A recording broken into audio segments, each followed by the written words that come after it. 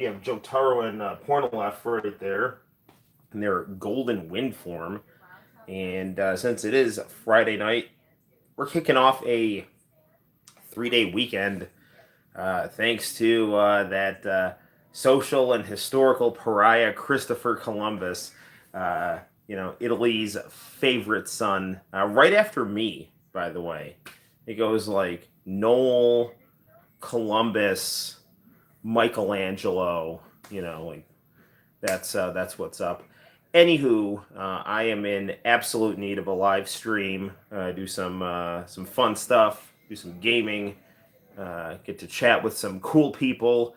And Akame Official is the artist formerly known as Sonic the Hedgehog.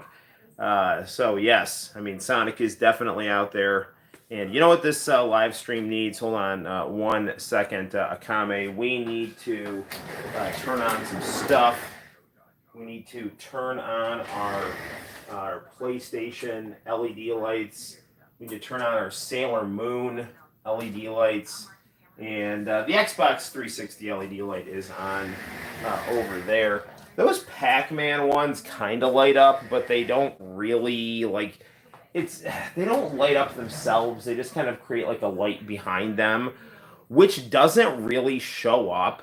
Um, it's like they look really cool, but you have to basically either put batteries in them, which drain really quickly, or you'd have to get multiple USB cords to come out of them, and then that would kind of make the wall look less kind of smooth, So I don't know. Leo, how the heck are you, my friend? With the looks like the Oni masks right there. Cool, cool. I actually missed a good chunk of AEW Rampage because Santino was just staying up late, and then I had not showered. I actually got to go to the gym and do some jujitsu and some bag work, so that was nice. And I hadn't showered, so I put Santino to bed, showered, and then it was like 11 o'clock, and I'm like, I got to do some live streaming. Incidentally, right now, this is like one of my favorite. They split the New Day again. Okay. I'm sorry about that. So, who's the heel? Is Consequences Creed, or I think his name is Xavier Woods now. He's Consequences Creed back when I was a TNA loyal viewer. I still am a TNA loyal viewer, although they're Impact now, and I did take a bit of a hiatus from watching Impact Wrestling because of the draft. Gotcha. Makes sense. I took a bit of a hiatus watching Impact because they really lost a lot of big names. Number one, and then number two, they started being on a network that I didn't get. So like I don't get Access TV. But once Kenny Omega started showing up there, I started watching him on Twitch, and then I got hooked, and now I watch him on YouTube. So I actually have to pay $1 a month to watch them on YouTube, but it's well worth it because you get to be in the chat and talk with the Impact moderator and all that good stuff.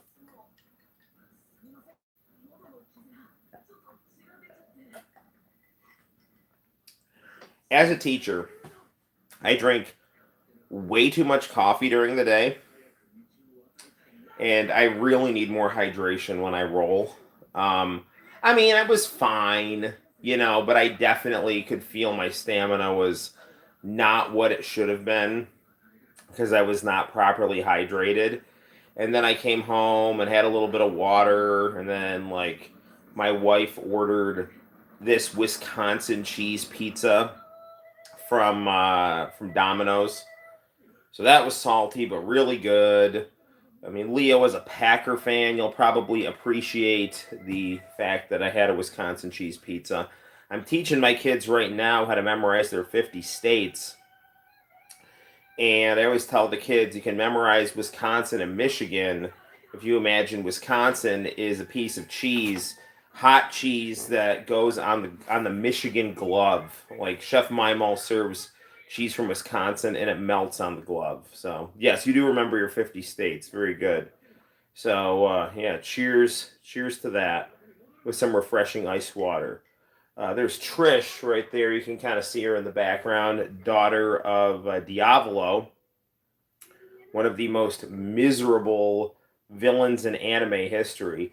Totally got what he deserved, getting stuck in Giorno's infinite death loop. So that was good. Bucciarati right here is basically you know, a walking corpse being fueled by the residue of his soul. And freaking Diavolo is in his, in his Doppio split personality, basically manipulating Bucciarati because he can barely see anything. He's just kind of running on fumes at this point. Vikings are not doing well. I'm grateful for your sympathy. Did they play on Thursday?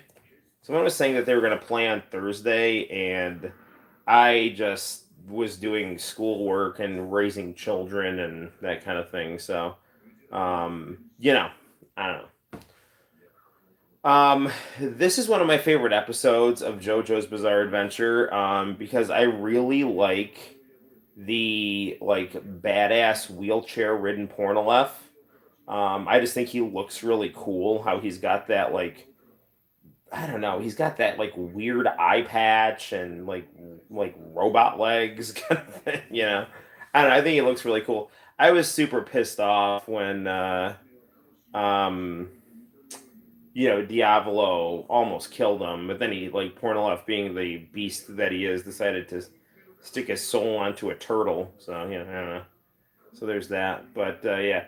Pornolef actually almost beat Diavolo in this fight by basically timing his drops of blood to try to figure out, the amount of time that would have been erased. It was kind of convoluted how they explained it, but it ultimately made sense. It's like he kind of timed the drops of blood, and then could, I guess, compensate for something, and then that's how he would kind of figure out where he could hit Diavolo once time was restored. Yeah, it was pretty cool. So yeah, and he almost hit a death blow on him with Silver Chariot. So but I say I hadn't actually read Golden Wind. So when I was watching the anime, and I was really pleasantly surprised when Pornolef popped up. Um,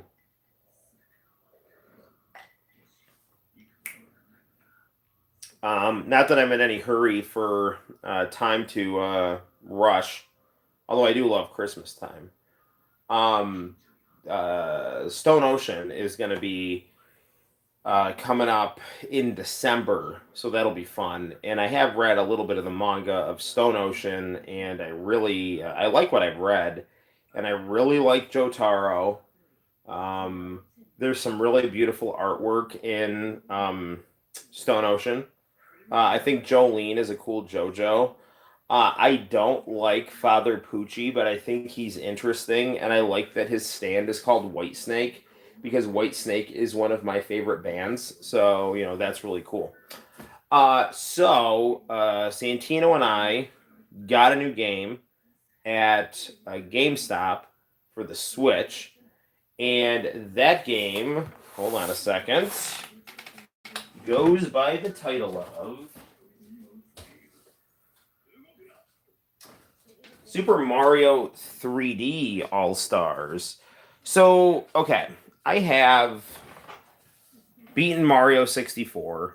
I own Mario Sunshine on the GameCube, and I do not own Mario Galaxy on the Wii. So now I do own Mario Galaxy, so that's cool. Honestly, being the kind of person that I am, I really just kind of want to play Mario 64 again. But Santino has us starting a Mario Galaxy game. And what's pretty cool is that, I don't know, Mario Galaxy, there's Pornolef right there. Mario Galaxy, it kind of reminds me of the Sonic Extreme footage that I've seen, the canceled Sonic game for the Sega Saturn. So that's really cool. Yeah, it's good stuff. Man, Pornolef, he's so cool. Diavolo's such a douche. I hate him. I mean, okay, I did not like Dio. I was super happy when Jotaro killed Dio. Like, I have no sympathy for Dio. I kind of like the Steel Ball Run Dio because he's like not as much of a. He's like, I don't know. Steel Ball Run Dio doesn't seem like quite as bad as like Sociopath Original Universe Dio. Um, and the other cool thing about Steel Ball Run Dio is there's that really cool scene at the end where the Dio from another dimension comes in, and he's like, the world time has stopped for 5 seconds, and he's like on a horse. He's in a horse race. It's like a really beautiful panel that Araki did. Um, but yeah, I don't know. I like Diavolo. I'm sorry, I like Dio better than Diavolo because at least Dio was like, I don't know. He was bad, but he had a little bit. He had some minor redeeming qualities. Diavolo is just a piece of shit, man. Like there's like nothing good about him. Like he tries to kill his daughter. Like that's like a huge plot point. And he's I don't know. He's just an arrogant, self-centered, brutal, murderous person. He's got cool pink hair, so that's cool. He's got a cool design. But yeah, he is like one of the worst villains in. I mean, he's like up there with Frieza. I really didn't like it when. I mean, I enjoyed the Tournament of Power arc in Dragon Ball Super, but I really didn't like the fact that they tried to kind of like play with the idea of making Frieza an anti-hero in the Tournament of Power. That was like really stupid. I do not have school on Monday. So people may not like Christopher Columbus, but they are definitely going to enjoy their day off of work if they have it. So this is my feelings on Christopher Columbus. You know what I'm saying? So like Christopher Columbus definitely allowed brutal treatment of natives under his leadership. He was not completely responsible for all of the brutal treatment of natives. There was definitely a kind of a lack of humanity that ran through European imperialism, of which Christopher Columbus was a part of. Congratulations on acing your history test today. It's almost like you had a really good history teacher in seventh grade. Maybe not, I don't know. Maybe that guy was just an idiot. Anyway, um, yeah, so I mean, I don't like when people just say, like, oh, he's a product of his time, therefore he must be forgiven. It's like, no, I mean, people knew better. I mean, Bartolome de las Casas, definitely knew, the priest who was traveling with Columbus and was really appalled by a lot of the treatment of the natives. So it's not like nobody knew better, but at the same time, Columbus was not responsible for, the entirety of European brutalization of the conquered peoples. Act like, and they're like, oh, well, he was just an idiot who got lost. It's like if someone accidentally discovers a cure for Ebola, that doesn't mean that they don't deserve credit for it. You know what they said? You know what Yogi Berra said? Luck is a residue of skill. Okay? So if Columbus wasn't a skilled sailor who had a good idea about how to navigate around the world, he never would have bumped into the Americas. Okay? So the idea that Columbus was this incompetent genocidal rapist who's, the embodiment of the evils of white male capitalist patriarchy is really, I think, incorrect. I think he should be judged harshly for the brutality of the Native Americans of which he was a part of. I think he should be judged harshly for his uh, enthusiasm for conquering the Native Americans by seeing how easy they would be to conquer and kind of salivating at that opportunity because that's documented in his journals. But at the same time, to act like Columbus had like no humanity and needs to be the face of the brutalization of Native peoples by Europeans, that makes absolutely no sense. So there's that. We learned coming since. I don't know what that means. Coming since? Common sense? Did you read Common Sense by Adam Smith? All right. Diavolo versus Pornolef. Pornolef is a freaking beast. You know what's actually cool? Okay, so I think it's really interesting how they have Diavolo's like appearance change at different times. Like in certain flashbacks, he looks like a more traditional mafia boss, like right there. You know, it looks like he's just like wearing a suit and has his hair slicked back like a typical Italian mafioso. But then, when he kind of shows off in the final battles, he, is much more in line with the flamboyant stand user. Hey, Arrow, how the heck are you, man? Went on a small rant about the complexities of Columbus, and we're watching Pornolef return. Yeah, is this a JoJo stream now? It can be. Hello, Sinister, my friend on the West Side. Yes, we are watching. We do have some JoJo playing in the background. This is one of my favorite episodes. This is the Pornolef debut in Golden Wind. I think Pornolef's Golden Wind design is really cool, and I think it's actually pretty damn impressive that Pornolef is able to survive basically 2 attacks from King Crimson, which are basically completely merciless in a kind of void of time. So good stuff. Yeah, it would have been really cool though if Pornolef did more damage to Diavolo, but he does mess him up a little bit, and then he is smart enough to basically turn Silver Chariot into the the Mozart Requiem stand. I feel like we wouldn't be here without Columbus. I mean, we would be the way. I mean, we could, but the way it did happen, his discovery led to us being directly. Hey, Akame, cool. Yeah, this is the deal with Columbus, right? So, I think he is unfairly vilified for all of the transgressions of white people against Native Americans. And I think he's unfairly, the face of Spanish brutalization of the Americas. Now, did he participate in those things? Yeah, historical evidence says he did. You can read his diaries where he's enthusiastic about conquering the natives and saying how easy they would be to conquer.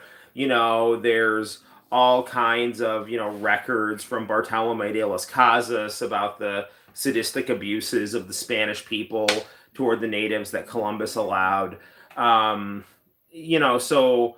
he deserves to be, vilified for that. But at the same time, you have to understand people's accomplishments as well. Like, if it wasn't for Joseph Stalin, Hitler may very well have won World War II. So Stalin deserves credit for that. I mean, Stalin's a terrible person and one of the most brutal dictators in the history of humanity. But, thank God, Hitler didn't win World War II. So credit where credit is due. I mean, Columbus was a good navigator, and luck is the residue of skill. And because of his discovery, there were definitely mixed results that we benefit from that discovery for sure. So yeah, and as an Italian, I'm okay with looking at the positives of Columbus's legacy as well as the negatives, and I think that's what people have to do. People are too selective with with topics. You know what I'm saying? It's like you have to acknowledge the good and the bad honestly and soberly, and you have to be empathetic to other perspectives even if you don't agree with them. Will you look at how pretty Araki's artwork is? For sure. Your timing is genius too. Had I been closer, I would have been gravely injured. So yeah, can't believe the first person to get here was Diavolo. So yeah, I don't know. I was just talking about how like Diavolo's appearance. Actually, it's interesting. We're talking about Italian stuff, and we got Golden Wind down in the back. Golden Wind on in the background, just set in Italy. I like Golden Wind because Pornolef's caught in King Crimson's situation in his kind of erase the time here.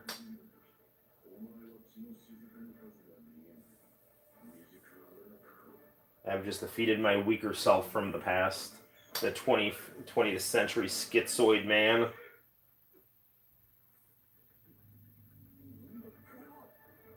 Yeah, you got that right.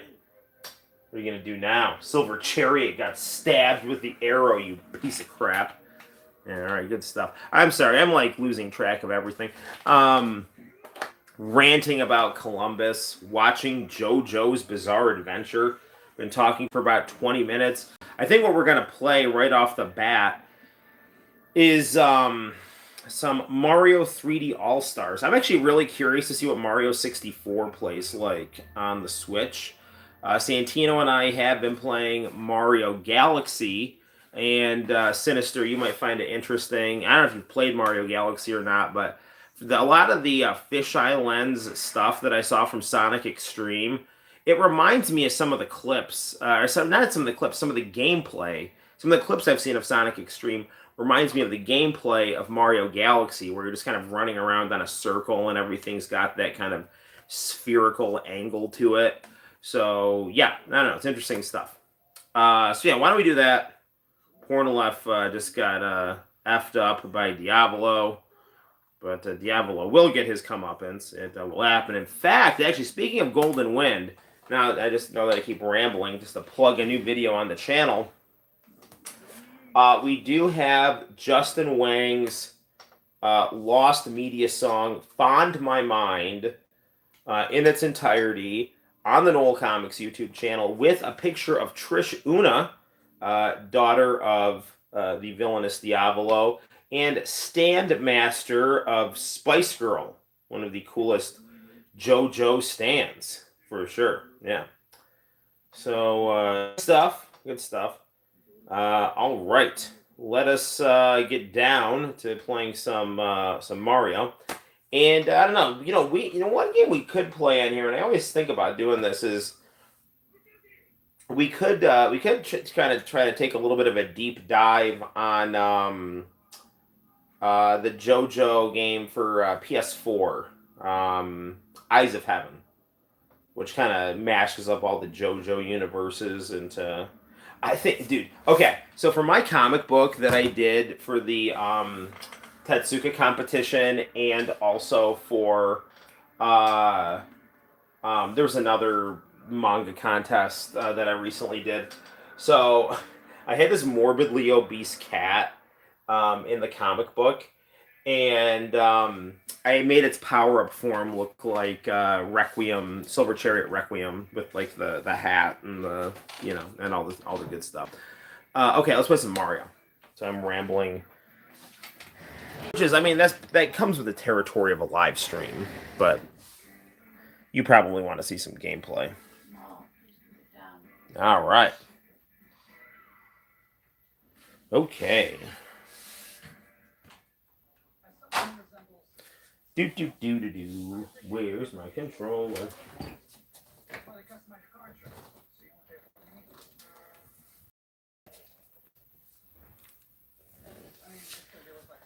Okay. Sora is available in Smash Brothers, which is cool. But I have so many people to unlock in Smash Brothers, it's not even funny. Never extensively played any of a 3D Mario, played a little of Odyssey. I think Stalin beating out Hitler arguably worked out worse for Eastern Europe, and would have been even worse had he lived longer. Well, yeah, I mean, it would have been worse if Stalin lived longer, but I think that Stalinism is better than Nazism because, in theory at least, Stalinism has noble goals, not the murdering of people who disagree with Stalin, but the end game of having, a just working class state.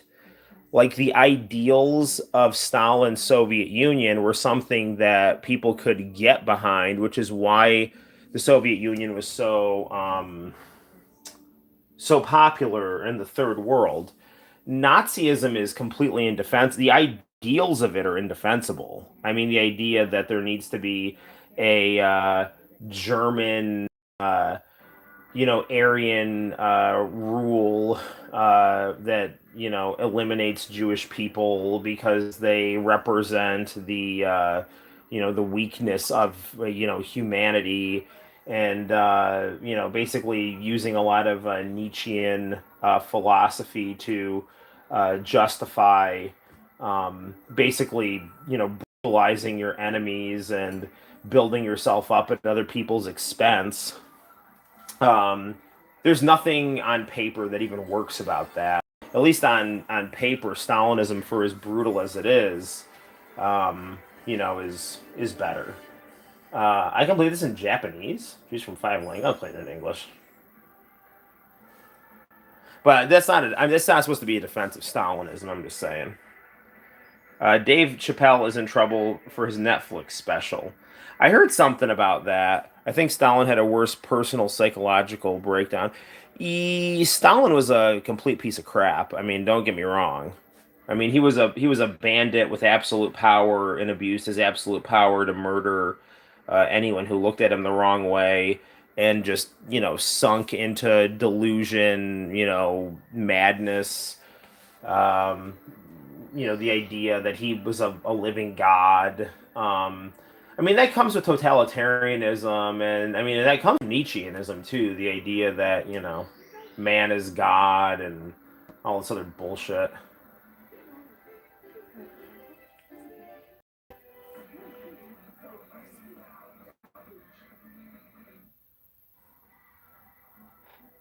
Sincerely, Princess Toadstool, aka Peach.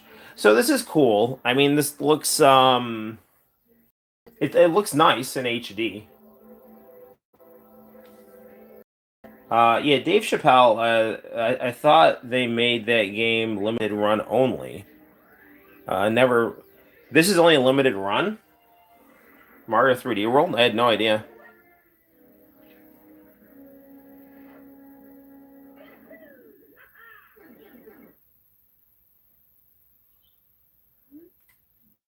Ciao. You've reached Princess Toadstool's castle via warp pipe.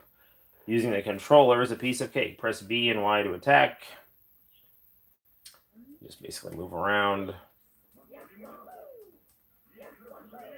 This was a highly, highly influential game. Hugely. I mean, this game is essentially responsible for the boom in platform gaming. You may not want to hear it, but I think World War II happened because it was God's will. Like, on paper, the Axis powers could have won, but weird things happened and it worked out. Yeah, I mean, all's well that ends well. That compilation was a limited run, if I recall, but I guess they printed physical copies. Yeah, I got this at GameStop. I don't know. I paid like $50 for it. The Lakitu brothers reporting from outside of Princess's castle. Mario's just arrived on the scene and will be filming the action as he enters the castle to find the missing power stars. As a seasoned cameraman, I'll be shooting from all the recommended angles. You can adjust the view and all that other good stuff. This has been the Lakitu brothers signing off. All right. Yeah, I mean, it's really funny. The original Mario Brothers was a huge. The original Super Mario Brothers was a huge influence. That created the scrolling platformer, and Mario 64 really, because of its free roaming technology, was really the game that got 3D platforming going. I mean, there were other games, like Crash Bandicoot, but or Knights also, but Crash Bandicoot and Knights, and I think I might like Knights actually a little better than Mario 64, but long story short is you know Crash Bandicoot and Knights, they were not free roaming games. They utilized linear aspects of movement, which again I don't mind at all. But this game is really the first game that I can think of that let you just run wherever the hell you wanted as kind of an action game. Uh, I feel like Donkey Kong literally created a platforming, like literal platforms. Yeah, I mean Donkey Kong definitely was Nintendo's first um, big game,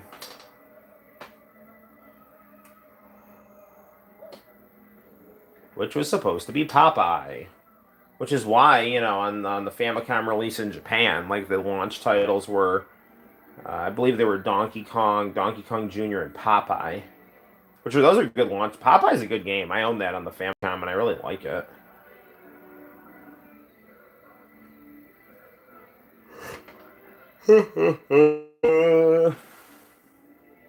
We.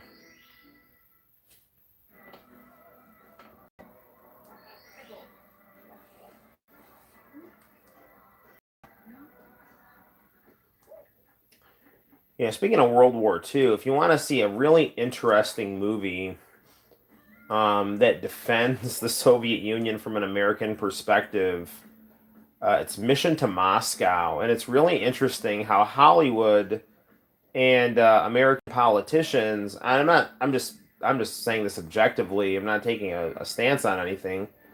If they work for American geopolitics, they're very good at showing the positives of the people that they like and the negatives of the people that they don't like.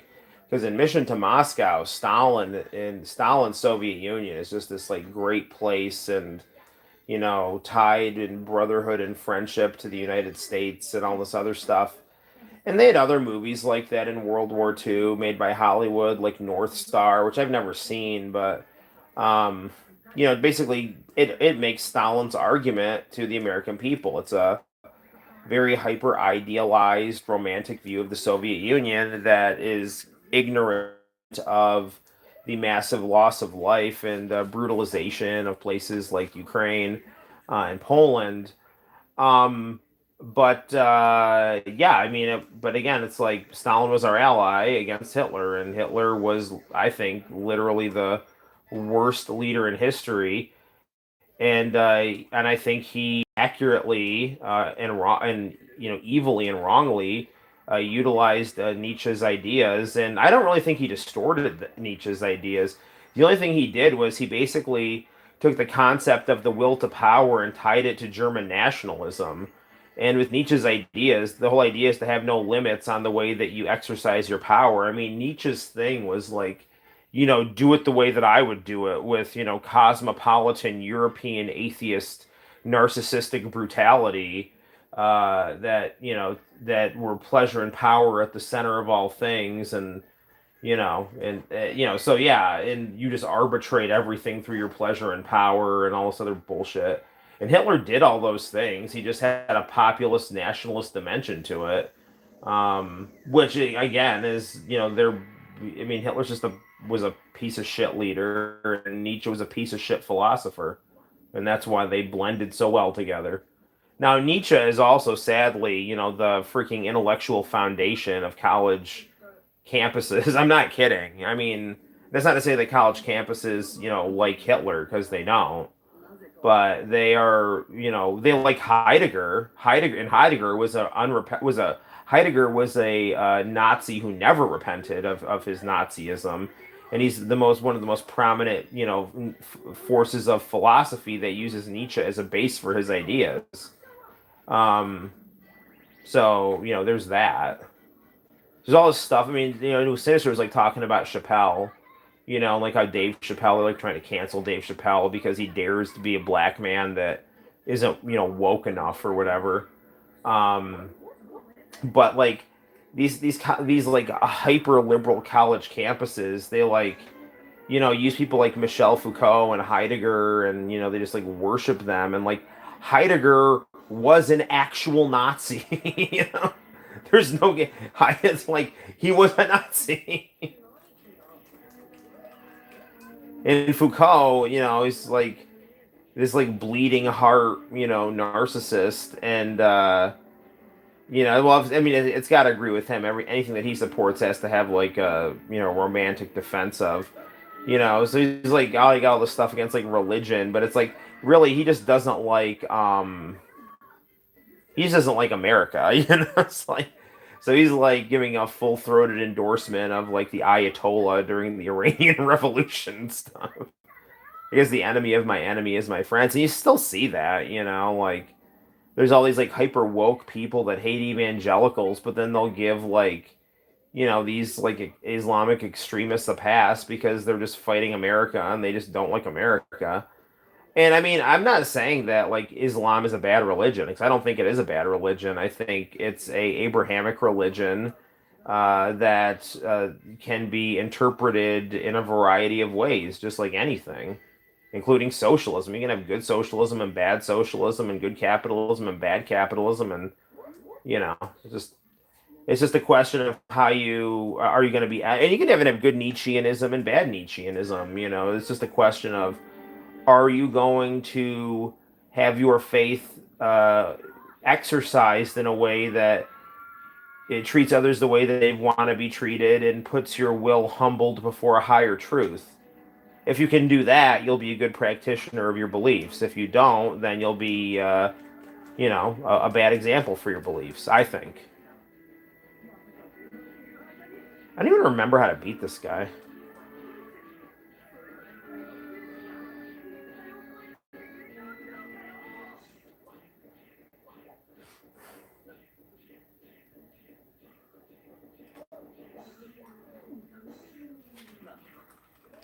Remember another big deal? Like, this is one of the first games that Mario talked in. Kind of like weird. Like, now in the Mario games, they all like talking gibberish. Like, Luigi! Like, what?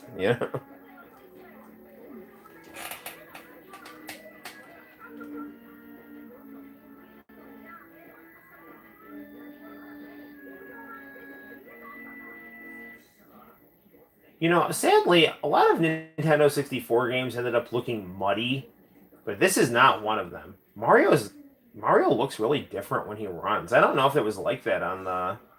Maybe I'm just like seeing it now because there's like more detail or potential graphical alterations. Dude, what do I do? I know there's a way to get this guy.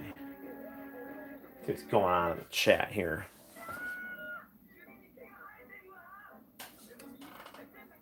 We're practically one step away from getting the Nazis get a bad rap. Hey, Rogue Drums. Yeah, they deserve their rap. Makes me remember about N64 animation. Is that Mario 64? Yes, it is. The original Mario Brothers is a damn near footnote. Yeah, the one with Luigi and Mario in the sewers. Rogue Drums, I'm doing really well. I'm really happy it's a 3-day weekend.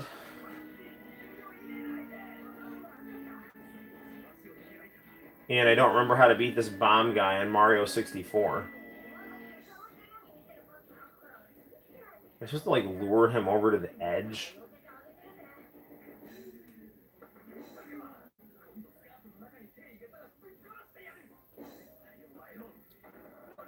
Come on, come on, come on, come on.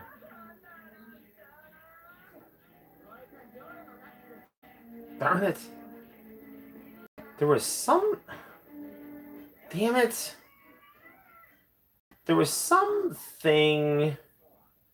I think where I had to like run up behind him. It's been so long since I played this. I don't remember how to beat that guy. I mean, okay, so before Santino came along, I was not. I mean, I always liked Mario because of the Super Mario Brothers Super Show. I always had very, very, very, very, very fond memories of watching the Super Mario Brothers Super Show and playing Super Mario on the NES. So Mario, I've always been a Mario fan. Okay, I always liked Sonic better, but I do. Okay, let me see if there's something he says here. You may have eluded the guards, but you'll never escape my grasp. And you'll never take away my power star. I challenge you, Mario. If you want the star, you must prove yourself in battle. Can you pick me up from the back and hurl me? Oh, that's it. I should have just thing. I was too busy just complaining about, like philosophy and history. I don't remember how to pick things up on this game. Is it this? No. Whoa.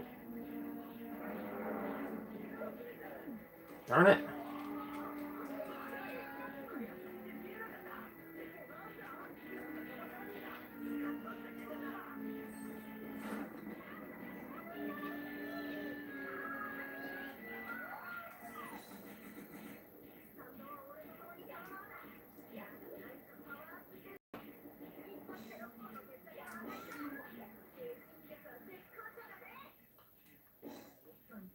Dude, how do I pick him up?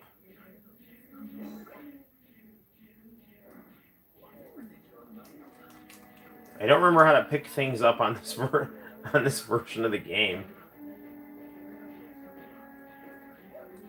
That's jump. That's jump. Is it this?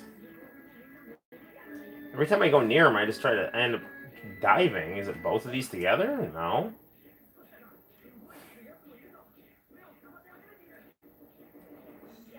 Is there like a control list or something I can hit here? No. Darn it. Oh, come on.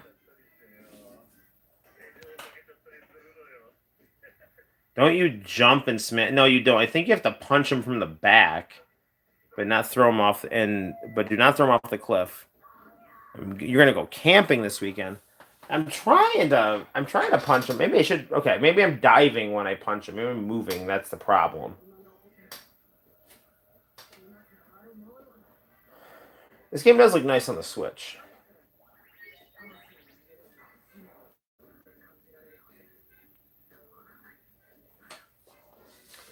They really should have put Luigi in this game. That is something that everyone really wanted and rumored, and there were urban legends. And I remember like reading websites on dial-up saying there were ways to get Luigi. A lot of the time, what they do is they'd have these just completely insane, impossible tasks, and it's like, well, if you do it, you'll get Luigi, and it's like, there it is. Thank you, Arrow.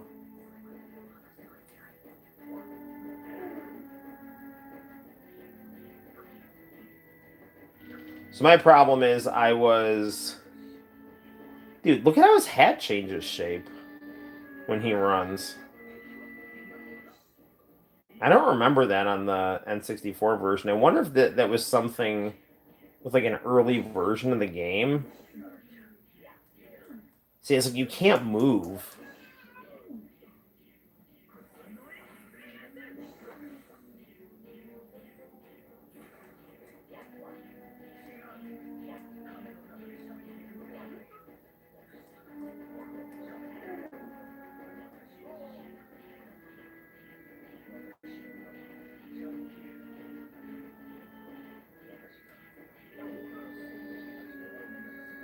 I was always interested to play the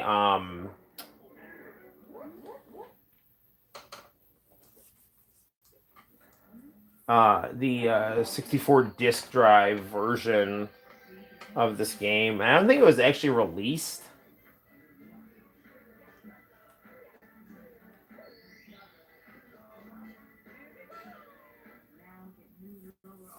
But I do think it was like a beta for testing it and stuff. Now that you've recovered one of the power sources, you can open some of the sealed doors in the castle. Try Princess's room. Okay. You know, if you watch the Mario plushie videos, like Crazy Mario Brothers, Mario and Luigi have a receding hairline, which I think actually suits them.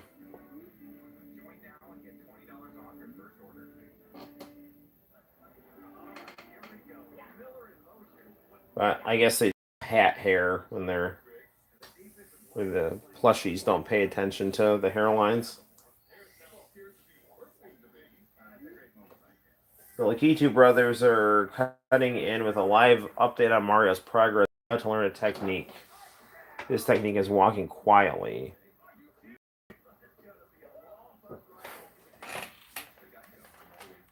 Mario's so cute.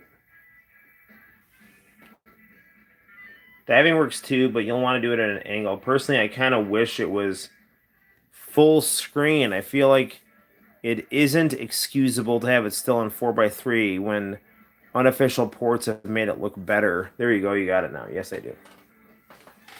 Um, I don't know. I mean,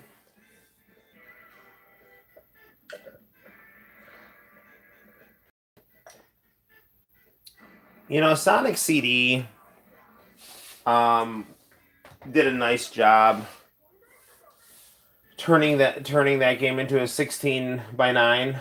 Um, I personally like 4:3. Like if I wanted to play this game, I mean, I'm very weird. Like nobody really does this but me. Well, some people do. Like if I wanted to play this game on I don't know. I was gonna say if I wanted to play this game on a computer monitor, I'd be happy that it was in 4:3. But then on the flip side of that, what if the 4:3 ends up squishing the picture? I don't know.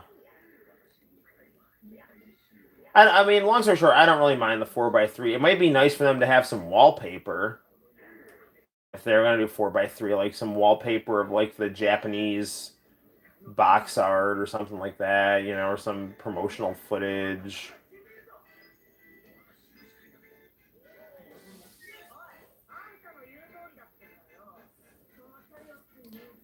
If I wanted to play a game in 4:3, I'd be doing it on a CRT.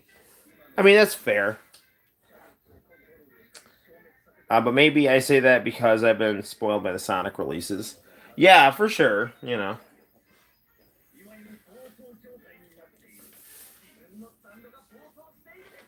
right. It's been a long week at school.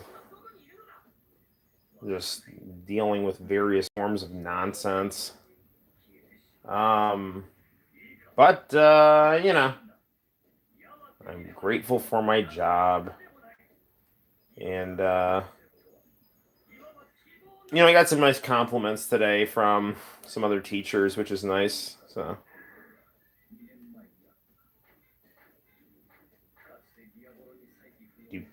do.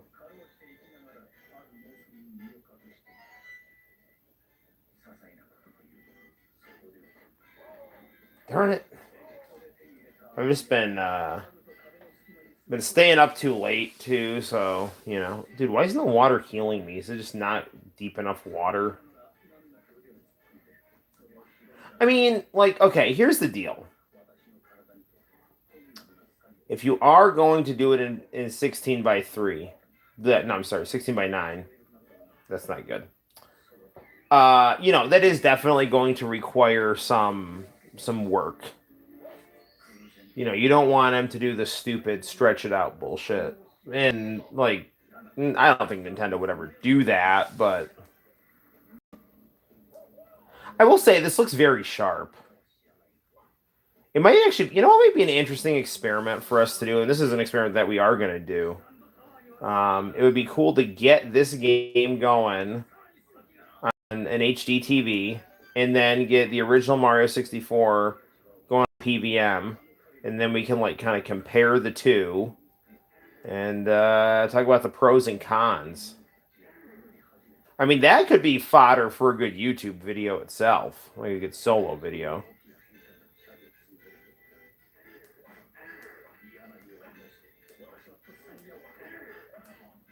Now, Arrow, here's another way they might be spoiled.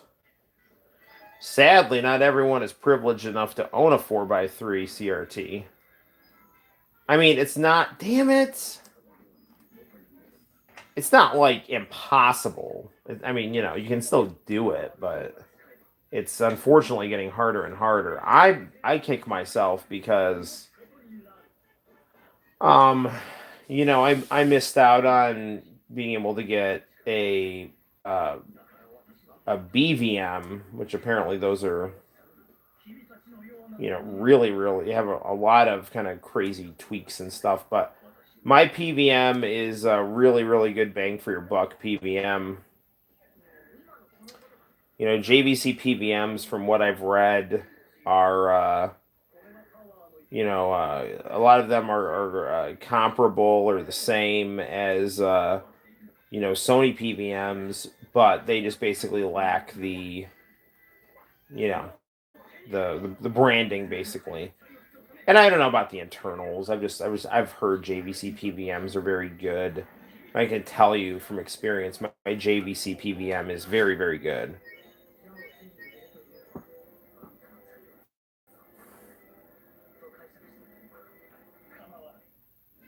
Damn it, dude.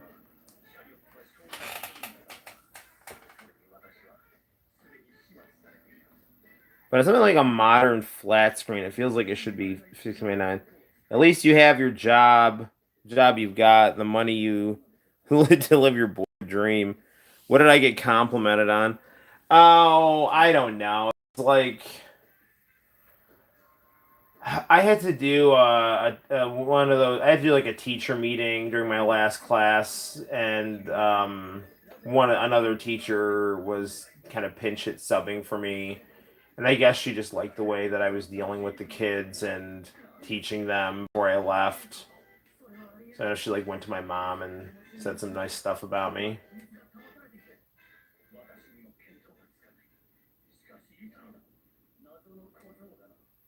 I mean, one thing I do like, I mean, one thing I'm pretty like about my job is I do like my boss. Like, I mean, there's some people whose boss is not, approachable or good to them, and I feel like my boss is definitely a good dude, and that is always it's always good to feel like your boss has your back or understands, and that is something I feel like I have at my job, which is good, very good. Actually, it's funny. My other boss, before I was teaching at Cortland, I used to work at Kinney's Drugs, and she dates one of the guys. I didn't know this, but she ended up like dating one of the guys from my gym, and I was getting a sub yesterday at the grocery store, and they were both in the line ahead of me and my son. We had a lot of really fun conversations. I was waiting for our subs. Kinney's Drugs. That was I don't know. That was an interesting job for sure. I worked in the pharmacy. I guess because I had some education, they're like, "We'll put you in the pharmacy because that's like classier." But it is. I mean, it's very much just like a blur of running around and getting prescriptions. Arguing with people who want to make meth. And sadly seeing the ravages of meth on people, which is really bad. I mean, it just emaciates people and makes them lose teeth. So kids, don't do meth. Don't meth with meth. Oh, you know what else? This is not one of the things that's stressing me out at school. I mean, I'm not stressed out. I'm just talking to friends. I'm also just kind of exhausted because it's Friday, and it's late, but I want to play games with you guys. Um, so the kids discovered the Candace meme on like TikTok and YouTube, and it's like I didn't like at first I was like, what the hell are you talking about? And then like this one teacher's like, Candace actually means something dirty, and so that's why like I looked it up, and so then I like was like watching some of the memes. They're actually like really funny, and it's like the whole thing is like, you know, Candace inappropriate thing fit in your mouth, or it's like D's nuts, but Candace like Candice instead of Candace kind of thing. But some of the memes are really funny because it's like when the person gets caught in it, they'll do these videos like they died. Like, or those do these like really bizarre, shit, man. Ah, no. Why? But anyway, it's like, dude, it's like, okay, like these, it's just like, and that, I don't know, it's just like they're just all like, the kids are like so excited, like, I gotta like bust this out, it's like, all right, man, you're like, I just am always like, like, D's nuts. I'm always like, what, you mean D's good grades right here? Or can this student get a good grade on this test? I think so, like I don't know. I mean, like my teaching, it's like I like to think of it as like a cross between, you know, just like my game room and a college seminar, like it's like 13-year-old Noel crossed with like college professor Noel, like that's kind of what I aim for with my persona. It's not even my persona, it's me. But I do have to perform, so that is one thing about teaching I like is performing. Damn it all, dude.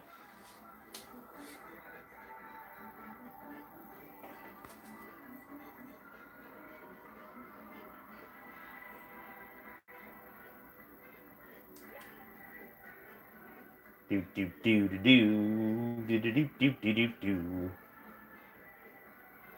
Oh, and then like, I don't know, like one of my classes like found my YouTube channel, and it's like I think they think that they've like, it's like, oh man, I found Mr. Pastor's YouTube channel. I'm gonna embarrass him. It's like, dude, my YouTube channel is the shit. Like, it's awesome. It's got good content, like,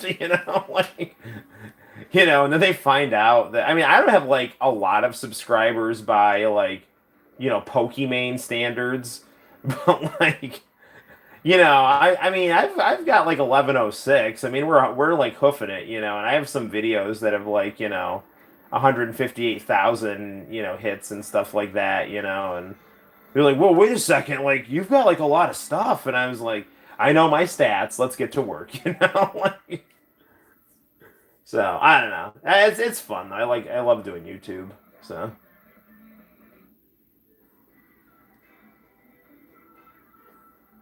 do do do do do.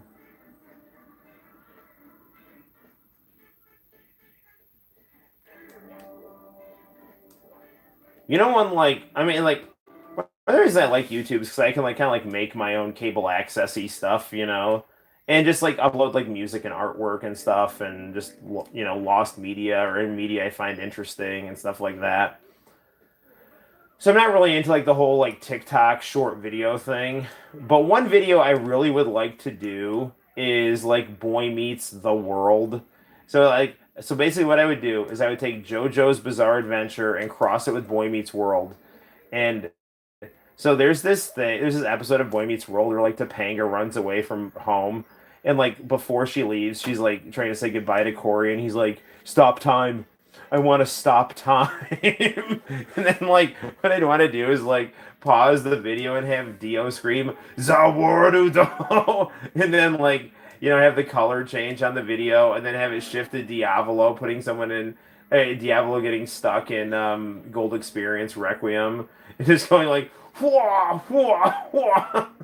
I don't know. I'd like to make that video. That's something. But like when he turns around and goes like whoa, I'd like it to be like Ben Savage's face on Diavolo's body. Like that would be that'd be good stuff. Why is this guy not getting hurt? Or am I doing this right? Hang on. I did it right. Okay.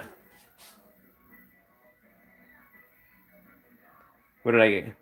Speaking of your YouTube subscriber count, does that mean you'll have to travel to Final Fantasy 11?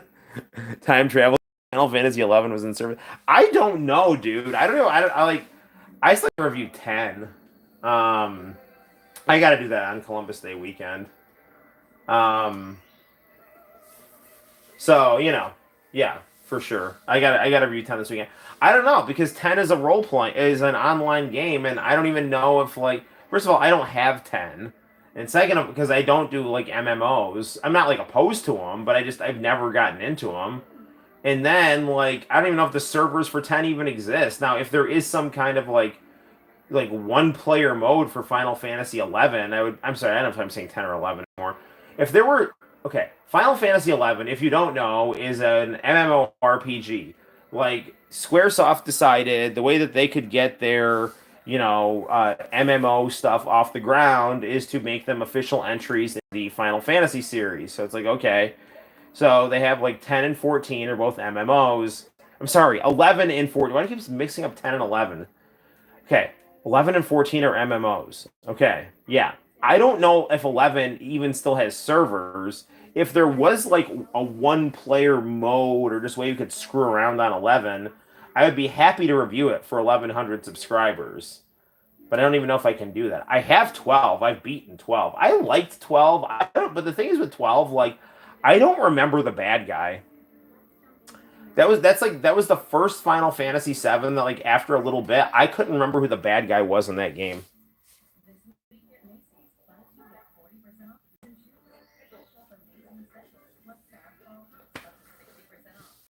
Let's see what's going on in our chat here.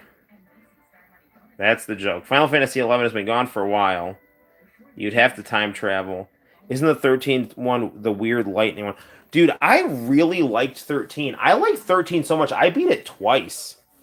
And like nobody likes 13. I don't know why.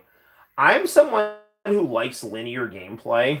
So 13 was actually really refreshing for me because it was a very straightforward game. Like I felt like I wasn't getting lost. I could just move through the game at a quick pace.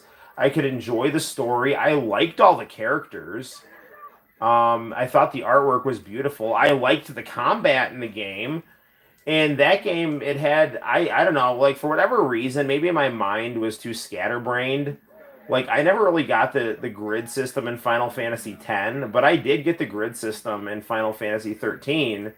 So I really had a lot of fun. Like, I mean, at first I cheated at Final Fantasy 13 because I was just in a hurry to beat the game.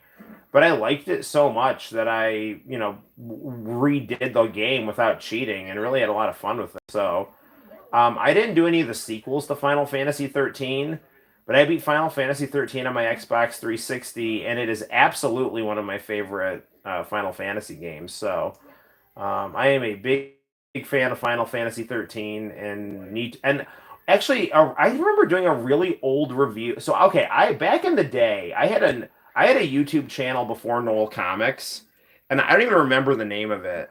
Um, it might have been Noel Com. I don't know.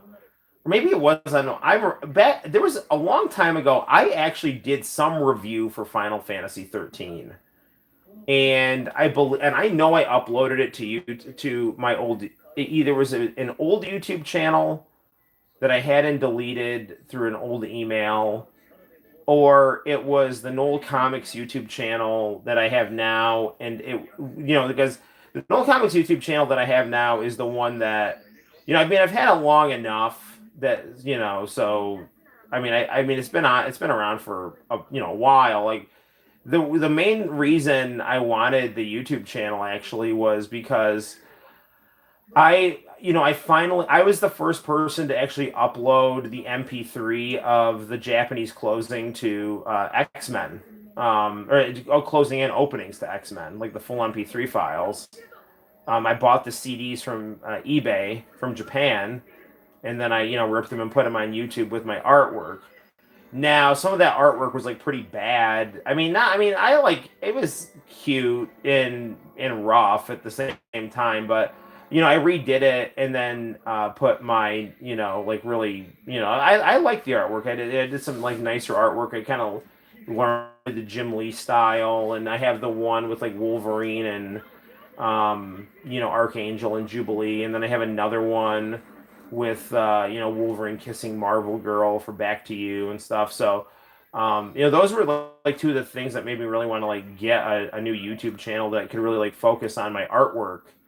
And then from there, I started doing like video game reviews and stuff, and the rest is history.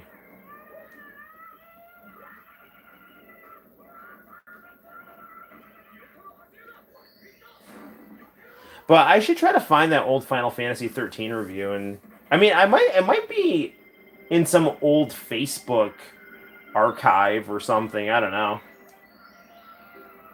You know how I remember it because I did two reviews. One was me saying that I cheated at the game, and then another was me doing one without the cheating.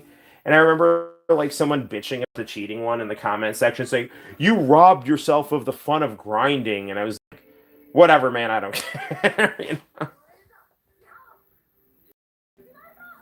Which one was Lightning Returns? I think that was like the second, like 13-2. You can now go to any door with 3 stars on it.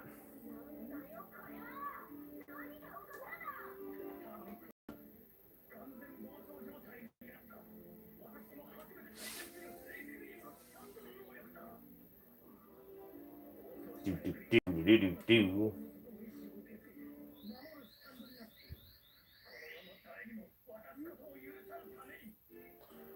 The door opens.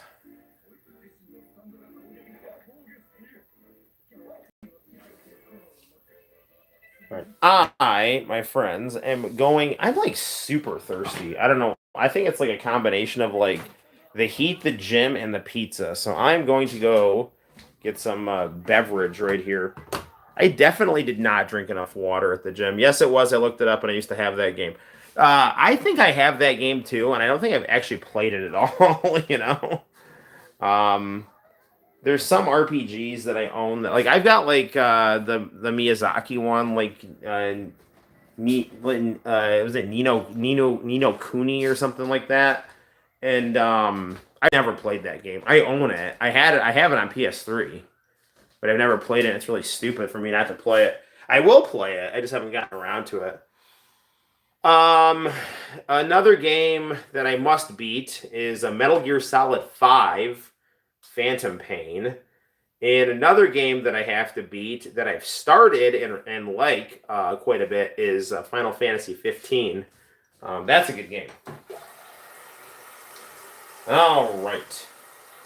I mean, we've had a nice sampling of Mario 64, so that's good. Should probably play something else. Not that I mean, I could play Mario 64 all night, but you guys probably want to see me mix it up a little bit.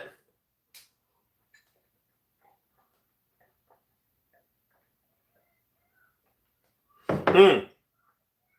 Before we switch from Mario 64, I want to do that N64 on a PVM comparison with the 4K TV. Santino's got me playing a lot of Friday Night Funkin'. I don't have a controller for it though, and I like it for sure, but I don't like I don't like playing it with a keyboard because when I play DDR, right? This is like the one if I have a dance pad, it's like ideal because then I can just like dance, right? But if I'm doing it with like my hands, the rhythm like each thumb is like a foot. And it's like left foot, right foot, left foot, right foot. If I'm doing like Friday Night Funkin' on a keyboard, I'm trying to do it with my fingers, and it's not the same situation. You can use an X patter and remap a controller to. Okay, wait. What is an X patter? All right. RPGs, I don't have patience for. I love RPGs. I don't have time for a lot of RPGs. That's my problem. But RPGs are like my favorite. Are like fighting games and RPGs and 16-bit like platformers like Sonic are my favorite games to play. Like wait, so like okay, hang on a second. Can I like get okay, wait a second. Okay, it's like a keyboard. Okay, so can I get it so I say I have a Chromebook. Can I like utilize the Bluetooth of the Chromebook to like allow a PS4 controller to be used on it? I can send you a program through Google Drive, but I don't have one that works with Chromebooks. It's fine. I mean, I can just use my fingers and try to get it to work. But the problem is that like, okay, when I do like, okay, this can be the right foot and this can be the left foot. But if it's like up and down, there's only one arrow. You know what I'm saying? So like on DDR, which I like better than Friday Night Funkin', it's like you can use the up arrow on the D-pad or the triangle button on the buttons, and then the down arrow on the D-pad and the X button for that would be like your up and down, and then your left and right would be, like left and right on this side, and then square and circle on the other side. And you can use your thumbs like feet and match the movements. So it's harder, especially with like Friday Night Funkin' mods, because like these people just throw a shit ton of arrows or a crap ton of arrows, it's just like, look at how fast I can go. And it's like, okay, but I literally, my fingers can't move that quickly because I can't, it's hard for me to manipulate my middle finger or whatever in a way to try to get to the different arrows because there'll be one arrow on this side, one arrow on this side. So It's almost like it's a computer game that's like really popular and free to play that a lot of people are doing a lot of cool stuff with, but it really lends itself, in my opinion, to a gamepad. So, and I think I mean, I'm kind of shocked that like they don't have a console version of that yet, um, because all the kids are like playing that in school, and I mean, if they're playing that during, if their work's done, I don't care. If they're like either in a study hall or something like that.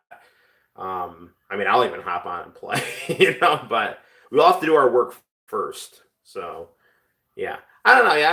I'm not opposed to kids playing games at school as long as their work is done. I mean, that's just part of technology. I mean, technology is for work and play. And one of the things you have to learn how to do as an adult is juggle work and play.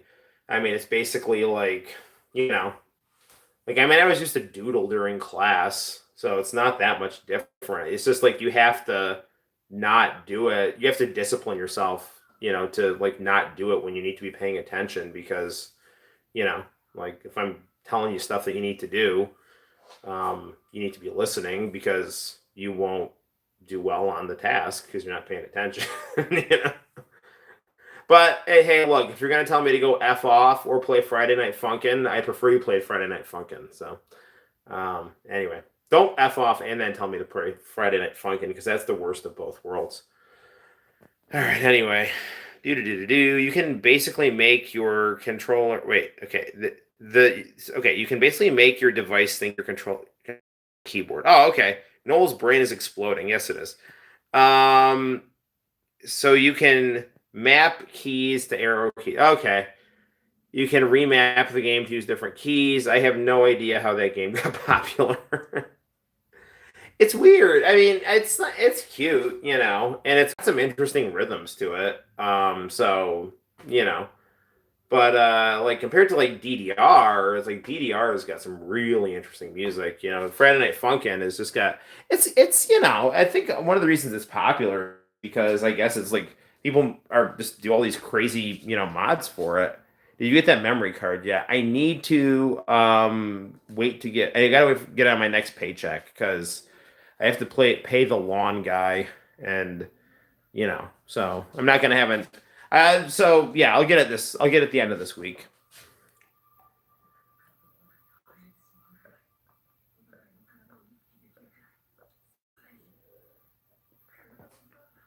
I feel rhythm games have been steadily getting more attention over the years, and the peak of it all is probably Friday Night Funkin'.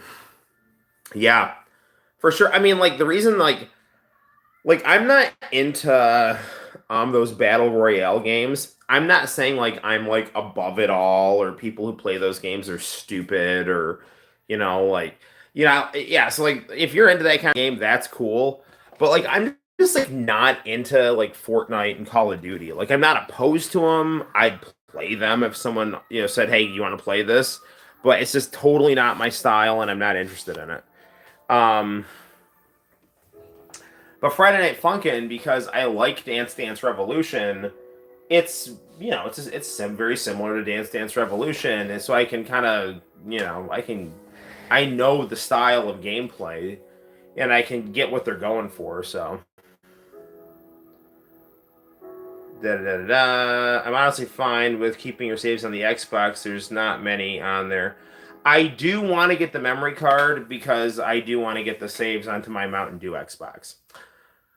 Elite Beats Agents by extension was getting a lot of attention through Osu as a whole is pretty different from that by now.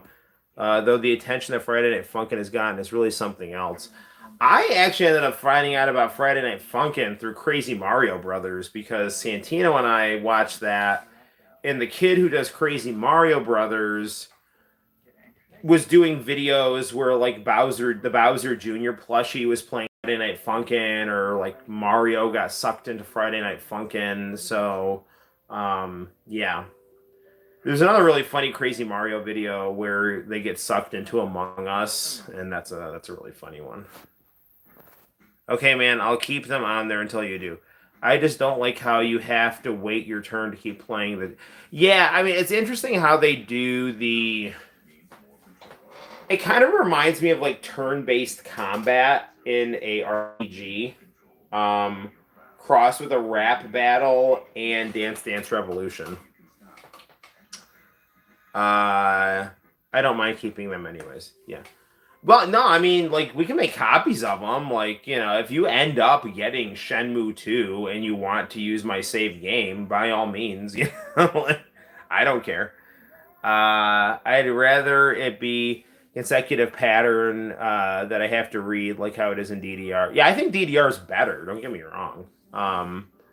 But I mean, Friday Night Funkin's interesting. But yeah, DDR is definitely better.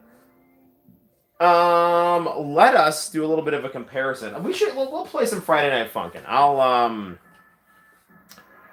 I will grab the Chromebook if the battery is still working on it, and we'll just mess around with some of that. But before we do that, let's do some. Let's compare Mario 64. Okay. Well, in the case of Friday Night Funkin', it's probably because it's free to play. Yeah, that too. And you know what else is cool about it being free to play? It's like I've yet to really see anything where it being free to play is not actually free to play. Like there's other games that are like free to play where it's like, okay, it's free to play, but if you want to actually do well at this game, you have to buy all this stuff. So that's a thing that like I'll never forget a student of mine, and he actually shows up here sometimes, and I really like this kid. He says funny stuff in the comments on here a lot of the times. It's not Leo, and it's not Joel. But I remember like he was in class one time, and I was like, "How much have you actually spent on Fortnite?"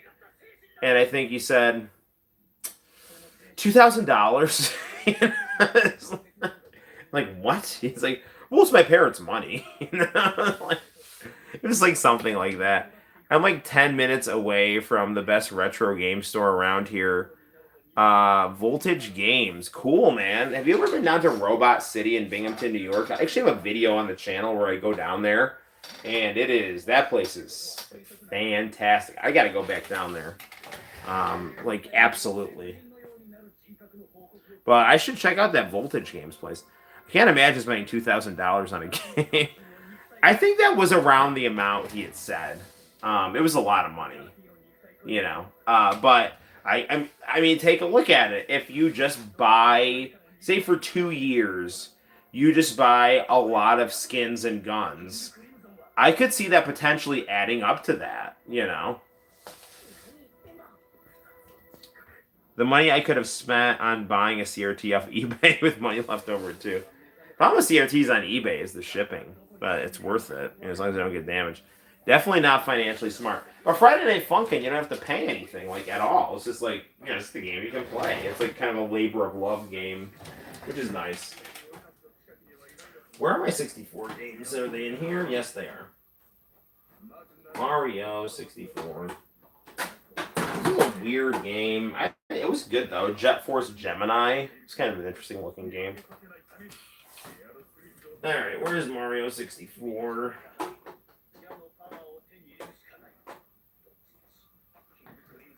We should play.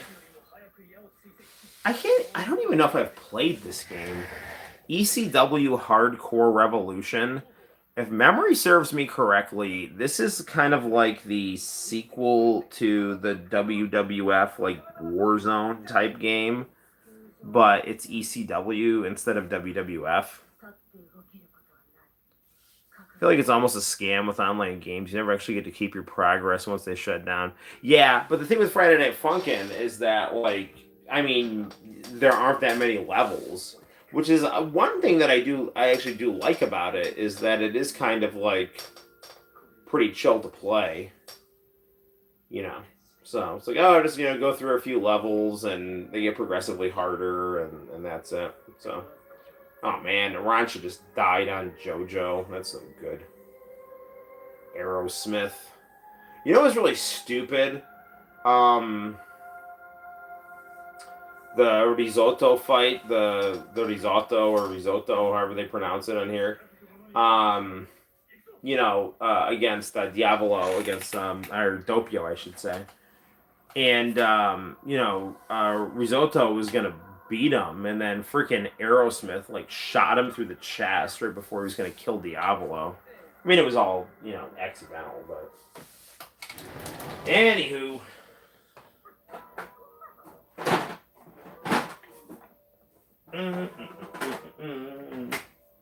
Oh, you know what? I actually been wanting to get friend of the channel and just friend in general, East Side Games. He's selling the Japanese version of Mario 64 that comes with like Rumble Pack functionality. So I do think that's cool. Okay, let's kind of get. How do you want to position this here? All right, there we go. So we have our 4K and our PVM. So let's take out 1080 snowboarding right here, the Japanese version, which is actually identical to the American version, so it's nice to have. And put in the N64 version of Super Mario 64. Whoa. Dee-dee-dee-dee. Dee-dee-dee-dee.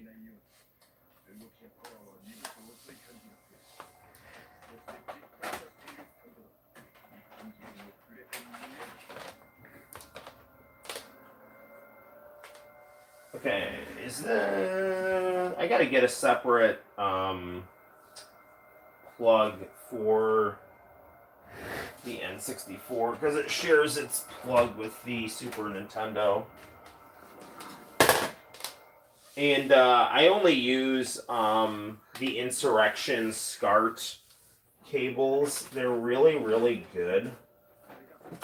They have like C-Sync and all the good stuff. So, yeah, and they're like nice thick cables, thick with several C's. So.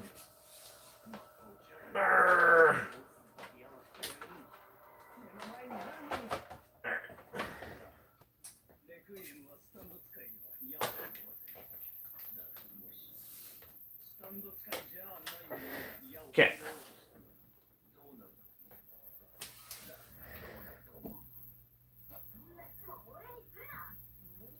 All right, so this is the OG right here.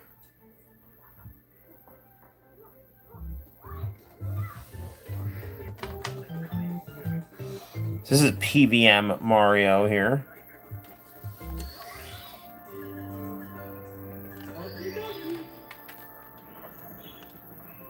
Yeah, I don't remember Mario. I mean, this doesn't look quite as sharp as the 4K one, but the picture is extremely crisp.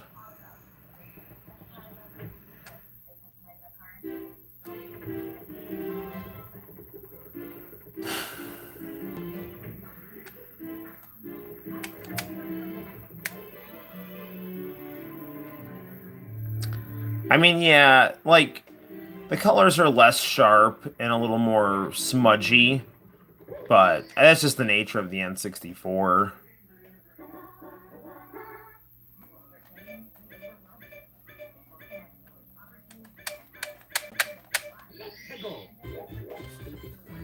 Turn the brightness up a little here.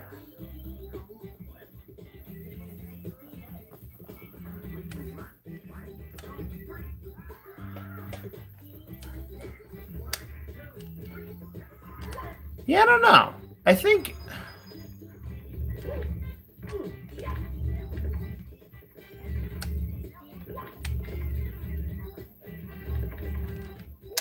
that's not good. So we have I would say, smoother but less crisp picture coming out of the N64 RGB, whereas with the HDMI of the Switch on the big flat screen, we get a clearer, crisper picture, but not quite as smooth. And it looks like the Mario animation changes a little bit when he runs, too, which is kind of weird. Not animation, but his design. Not design. His hat his hat and face is like a little different sometimes. I don't know why the N64 controller gets such a bad rap. It's not a bad like what like I'm sorry that it's got like an extra like thing to hold on to. It's not a bad controller. I mean, my favorite video game controller is the Sega Saturn's controller. Because I like the Sega Genesis controller, and the Saturn controller is basically the Genesis controller with like a more aesthetically pleasing design and better grips.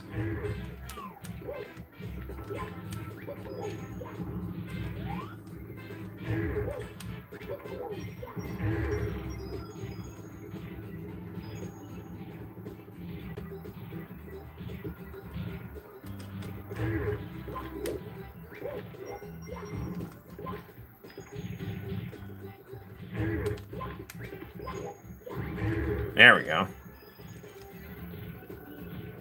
I mean, you guys have already seen me play this level. I'm just seeing how it plays differently on the 64.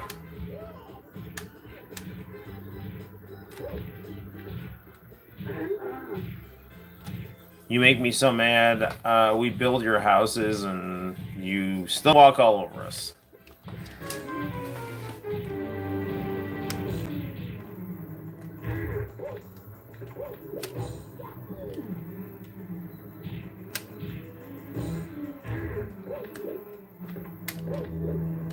Dude, come on, man.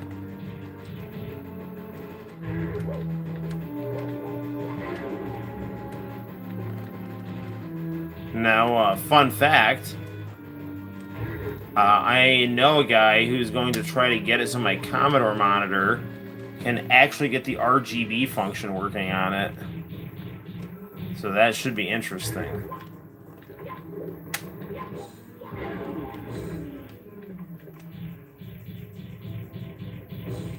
I don't know. Does his hat model change? I think it does, actually. I just think he doesn't stand out as much. Or it's... Yeah, I think his running model does look a little different at times. Or it's very brief.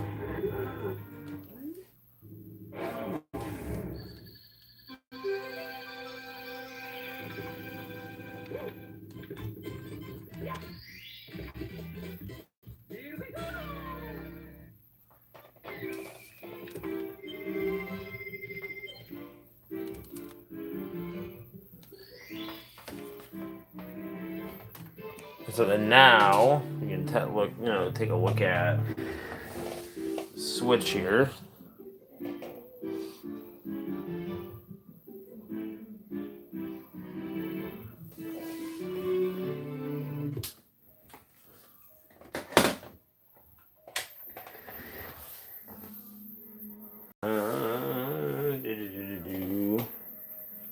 Where's my controller?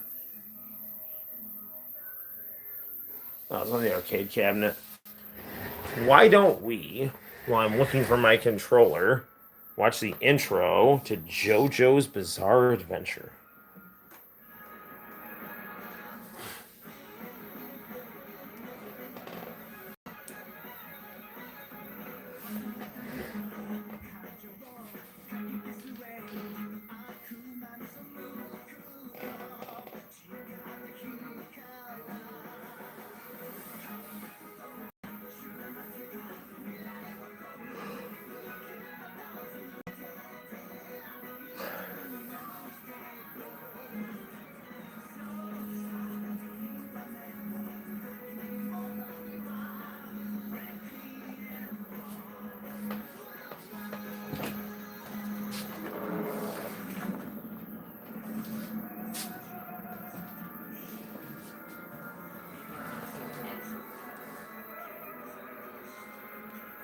It is cool that they have Diablo talking in Italian in the opening for here.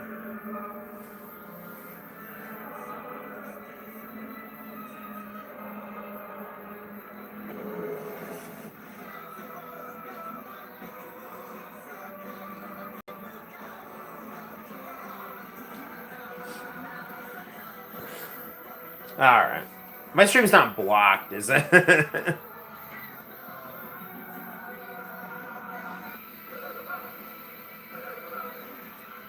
played an MMO for a while. It shut down for a few years. It's almost like as if people didn't expect their money would be gone. I have 10 Xbox games and you got Crazy Taxi for PS2 and 3. It's cool. You also can play a lot of Friday Night Funkin' offline. That's true. Um, used to have Outrun 2 for Xbox with a disc. That always sucks. How come SCART was only ever a thing in Europe? I don't know. That's a really good question. When did standard TV, even standard TVs had it at the time? There wasn't even a component. It's true. There were different renditions of Mario 64, and I think the one for the compilation on the Switch got a newer version that got rid of certain glitches, except those were used for shortcuts and speed runs. So most people would play on the cartridge. Interesting. Do you always just have the TV with anime playing in the background? No, it's still up. That's good. Yeah, I like to, but not all the time. But I do like to. Um, it's usually JoJo's Bizarre Adventure and City Hunter. Those are the animes I'll either watch on Pluto TV or Retro Crush. And I've seen some. I like Cat's Eye a lot too. That's on Retro Crush too. I always try to watch Orange Road, and I always really like what I see of it. But I always end up watching like the first episode or second episode, and then just end up not watching more of it because I'm just like so busy. But I do like Orange Road quite a bit to have on in the background as well because that has got a fantastic intro. All right, real quick, we can now compare visually. Once again,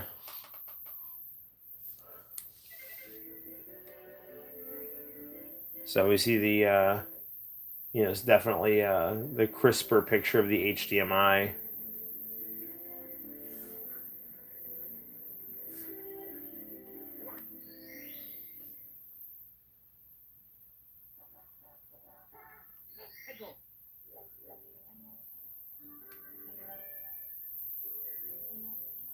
I was using the composite video function that I found that worked on the PVM I just used, and it was so bright. The picture was so bright on it.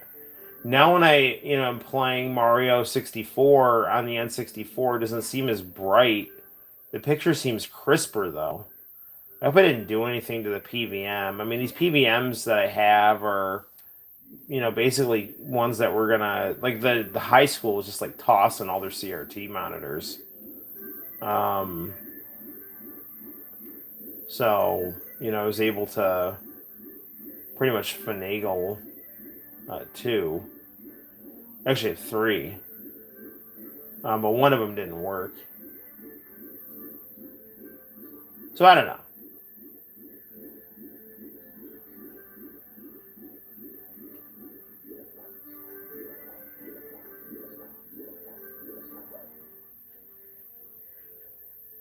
I remember I ended up playing a lot of Mario 64 in like 1999 because that was when I got my N64.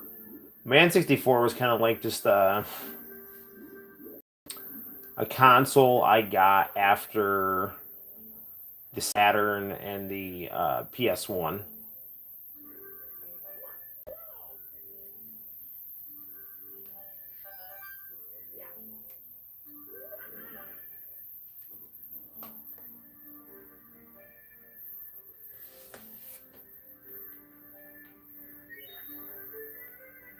They've been doing a lot of equipment upgrades in the school district here.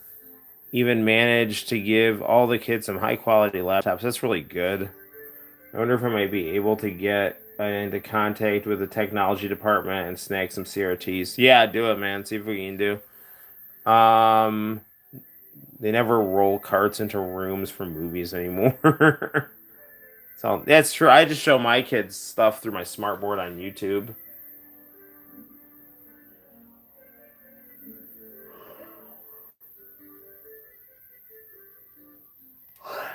I was able to buy an international VCR that plays like every format of VHS tape at a School garage sale.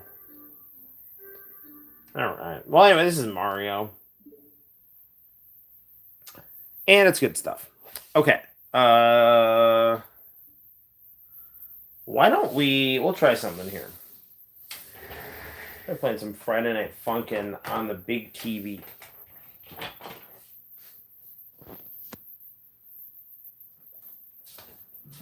But before we do that, I'm gonna have a snack. I don't like eating after 10 o'clock, but sometimes for the streams I get tired and I need to stay awake, which means that inevitably we're gonna end up. Ever considered watching international channel tapes is the end of that sentence, but have you ever considered playing Musinx on the Switch? That said Mucinex, like the mucus medicine. Sure. I don't have it, but I'm not opposed to it. You know what Switch game I actually really want to get that I saw at GameStop? They have a hard copy release on the Switch of Aladdin and the Lion King for like the 16-bit video games. And I think they have the Genesis and Super Nintendo versions on them. Now, I have the Genesis version of the Lion King and I really liked it. And I remember playing the Super Nintendo version and thinking that was still good. And then I remember playing Aladdin. I always remember hearing like really good things about it, but I never actually played it. Or if I did play it, it was at a friend's house and I don't remember it. It's a rhythm game you had fun with. Cool. I'm eating Santino's leftovers to keep myself awake. Good times. I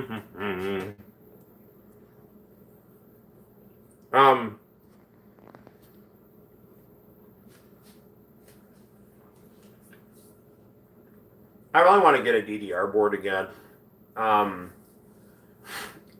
International Channel was talking to me. Like, he is under zero obligation to send me a DDR board, but he had asked me if I was interested in his old DDR board, to which I replied yes. I don't know if he's sure if it worked anymore, but the problem with my DDR pad was that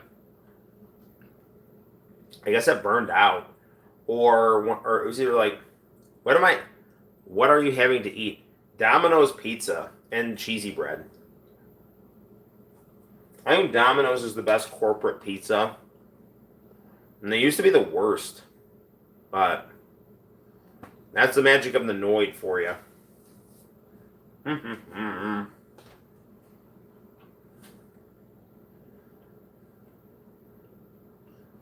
right.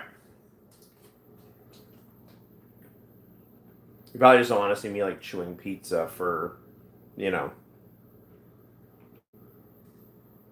minutes on end, which then turn into hours on end, and then it's just like some weird hypnotic YouTube video of just me chewing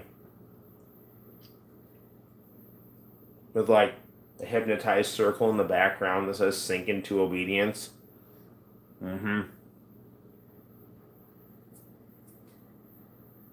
Dakota, are you back in town, or are you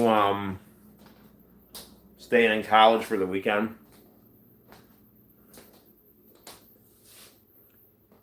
I believe this is widely considered making a mukbang stream. I don't even know what that is. What is mukbang?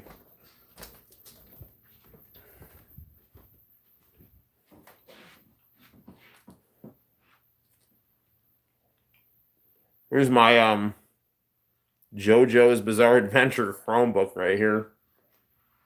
And Santino's giant Mario plushie. So,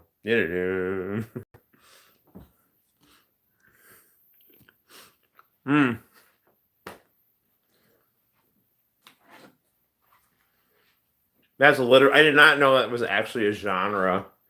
I'm just watching people eat food on YouTube. I mean, whatever. I mean, everyone needs a friend.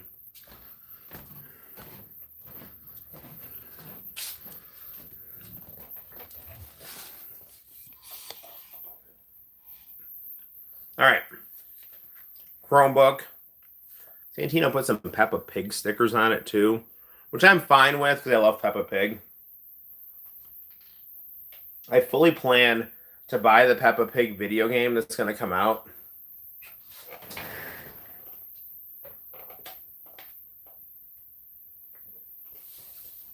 If they're smart, I'll make it like Super Mario 64 or Street Fighter. That'll be good stuff. All right. Let me find. I gotta find an HDMI cord for the Chromebook here. Well, I guess one's as good as another. So let me find my remote.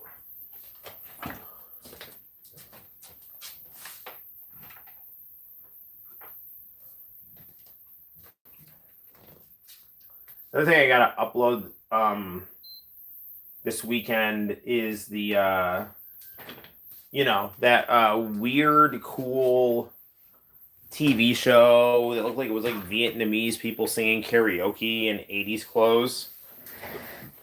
That was some good stuff. All right. Hopefully the battery on my Chromebook is good, and it's really good, so that's good. I don't know. Whoa. Let's see.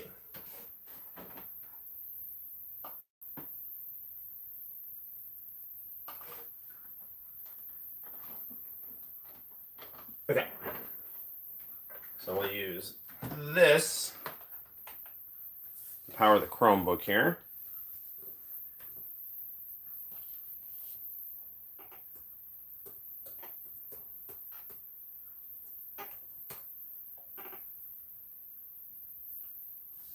There's my wallpaper.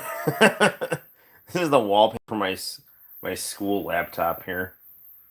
I'm going back for the weekend. Hang out with a girlfriend tonight. Good deal.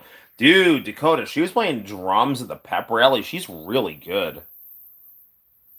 I don't know how the hell people can find it entertaining, but everyone else has their, their taste. Okay. All right, let's see this here.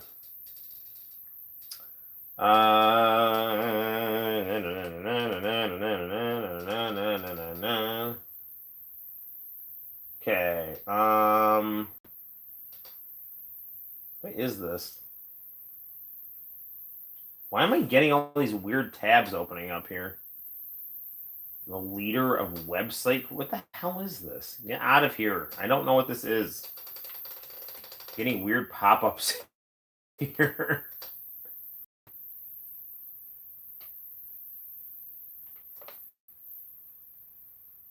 Noel ComiX.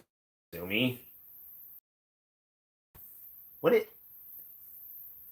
Did I upload work to this website? Here's my Trish picture.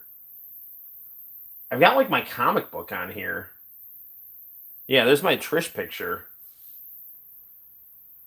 So, I don't know. All right. Friday night funkin' mod. Some of these mods aren't very good because they crash. Not that they're not creative ideas.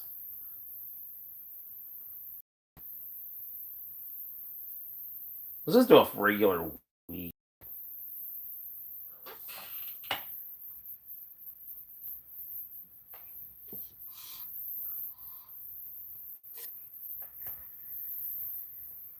You're talking about the one last week? Yes, I was. I had a giant purple wig on. Actually, it wasn't wig. I told the kids it was my real natural growing hair.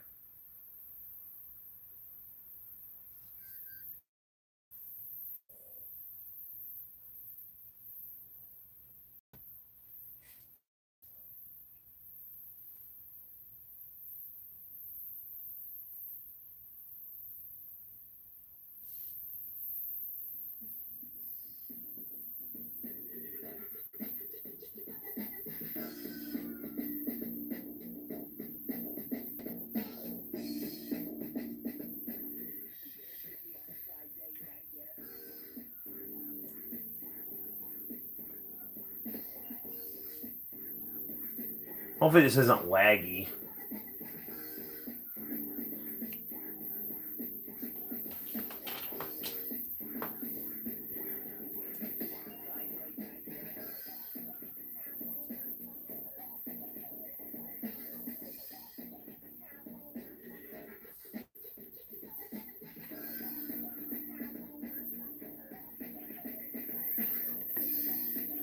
I didn't come back last weekend. I didn't come back last weekend, so I wasn't there, or else I would have been with her. Cool.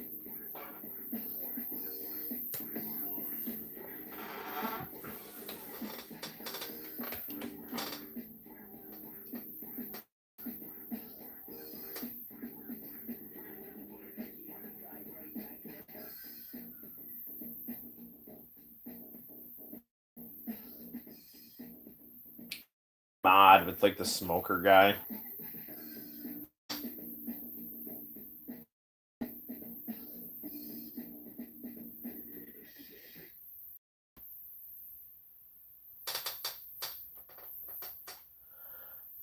Okay. Hope this doesn't crash here. And there we go.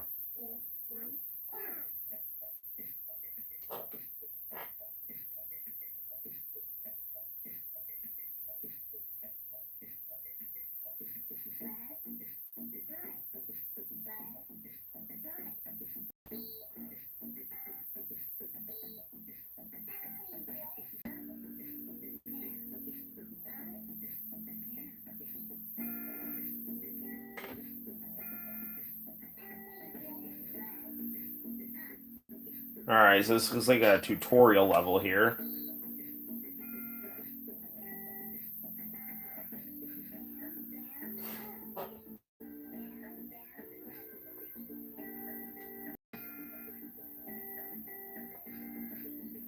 It's really interesting how like video game level design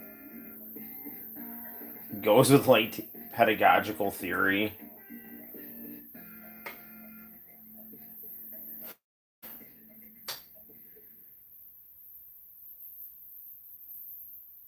You know, you start easy and incrementally get harder.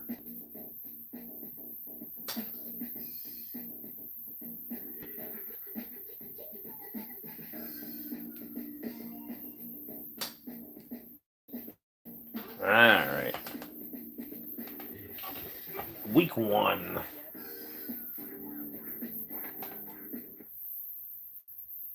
Also wish speed settings and note placement could be changed. I don't disagree with that at all. Can you hear it okay?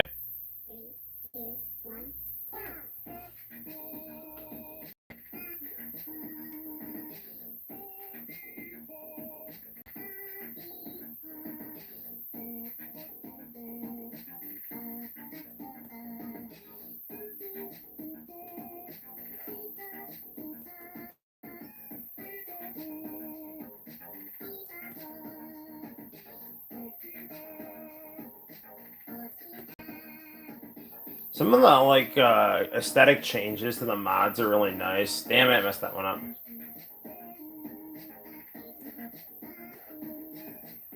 I think this style looks cool, but I do like the pixel art ones better.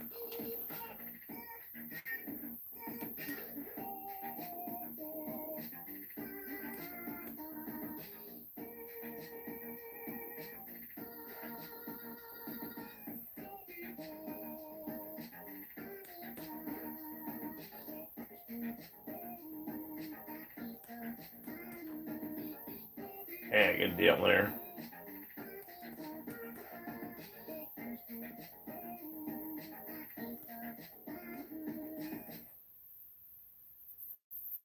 Can't quite tell if this lags a little bit going from the laptop to the TV, but all's well.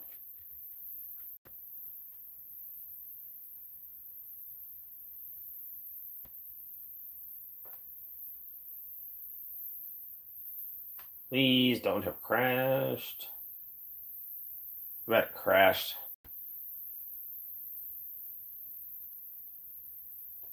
No, there we go.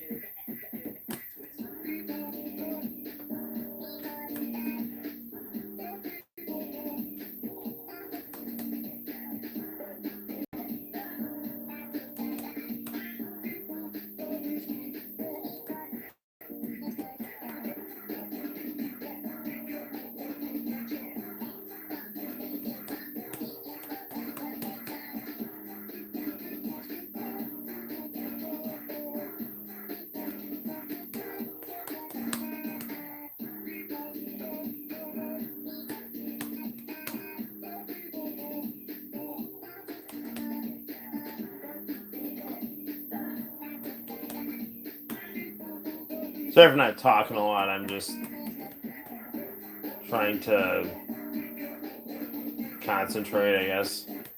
Yeah, darn it.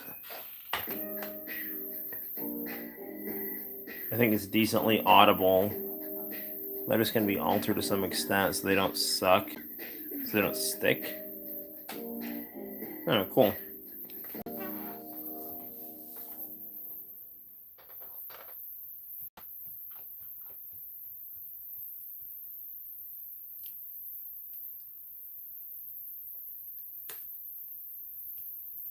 I might have to play a different one. This seems like it's freezing. I also might have to get some international channel tapes going here.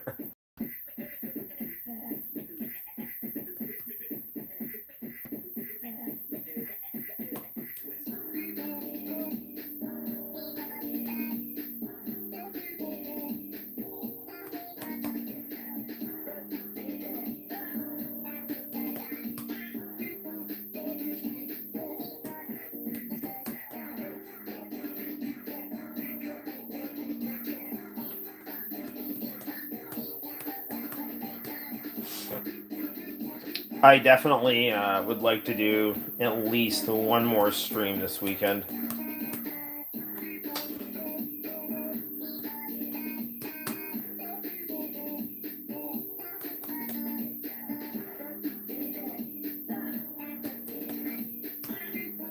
Alright, there we go.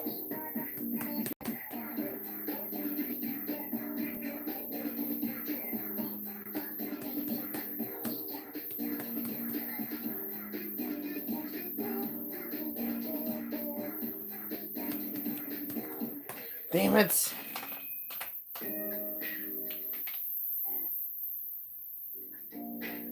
I think there's a lag when you play on the TV. I think you're right.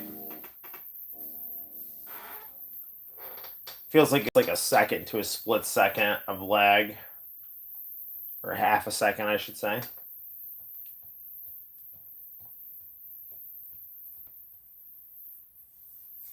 So I'm going to get a little on the tired side. So should check out another mod next loss. If that happens. Or we could win. I don't know.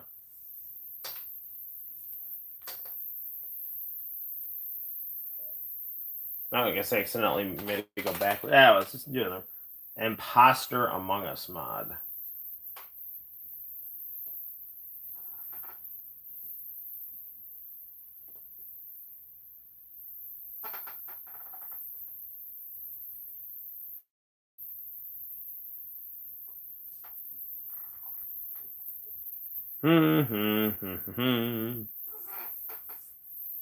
Dude, what the hell? There we go.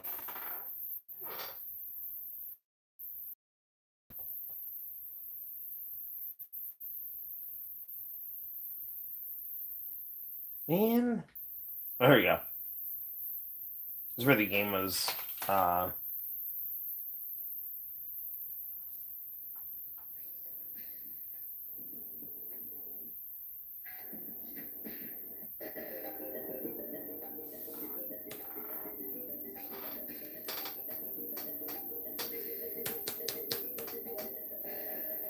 Yeah, sometimes with these mods, they like I'm hitting enter on the keyboard and nothing's happening.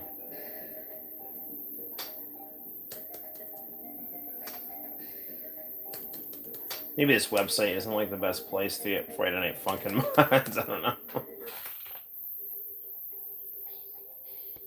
Why does this keep cutting out? Come on, man.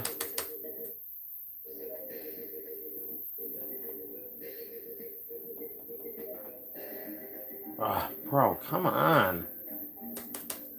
Does this not work? Or is it just freezing? What the hell's going on? It doesn't like have like a loading screen on it.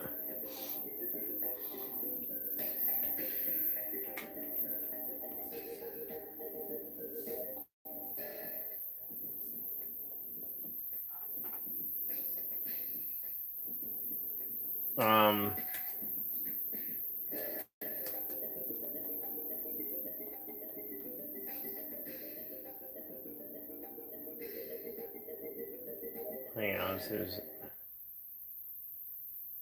anything I can... I think it just crashed.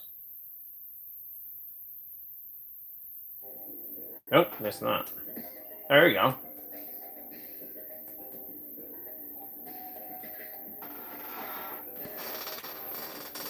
Well, that was weird, but all's well that ends well. Let's see what we can do against this villainous imposter.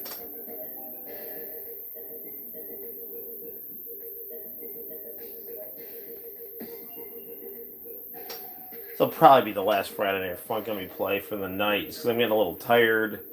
What always wakes me up when I'm a little on the drowsy side is the wonderful world of the International Channel.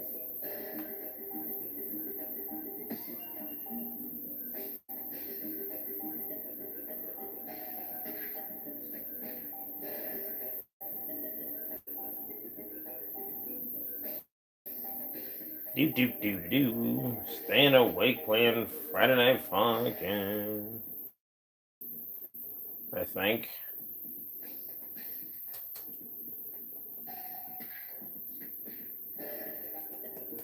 Oh my gosh, dude. If this is freezing, I'm just playing something else. There we go. Every time I'm ready to turn it off.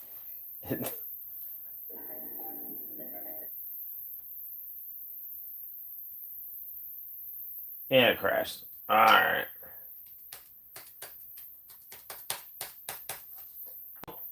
There you go, guys. Friday Night Funkin'. I'd play more, but the mods keep crashing. And I'm getting tired. So you know what that means. International Channel. But before we do that, let's get another slice of pizza to feed the trajectory of Noel ComiX steadily just glomming on to YouTube fads. So 1 o'clock.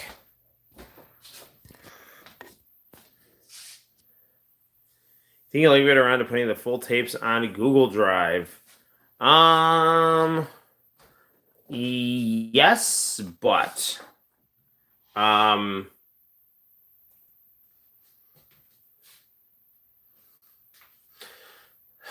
I just have to transfer stuff over from my wife's laptop to not my wife's laptop. I don't know what I'm saying right now.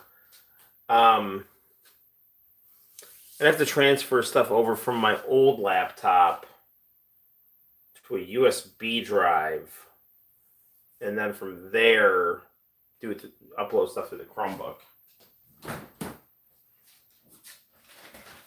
All right. I won't watch too many tapes. Although I say that now, and then it's gonna be like 3 in the morning. Well, because I'm pretty tired, but at the same time, I want to watch some tapes.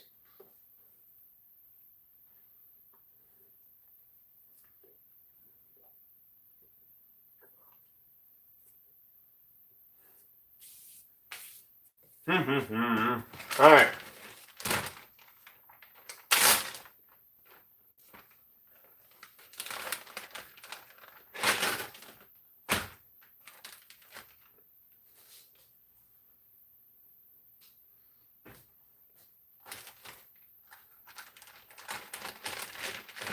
Let us grab a late night piece of pizza and retire to the game room. Don't watch too many tapes as the sun rises from my window.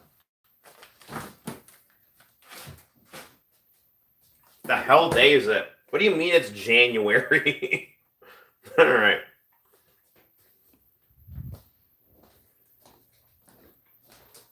Cheers.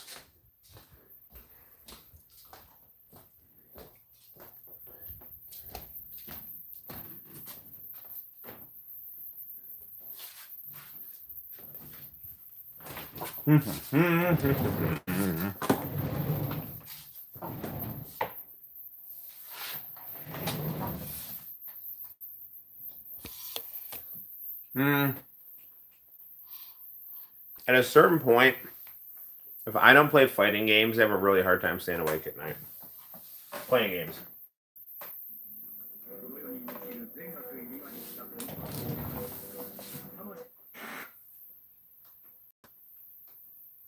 You know what's late? When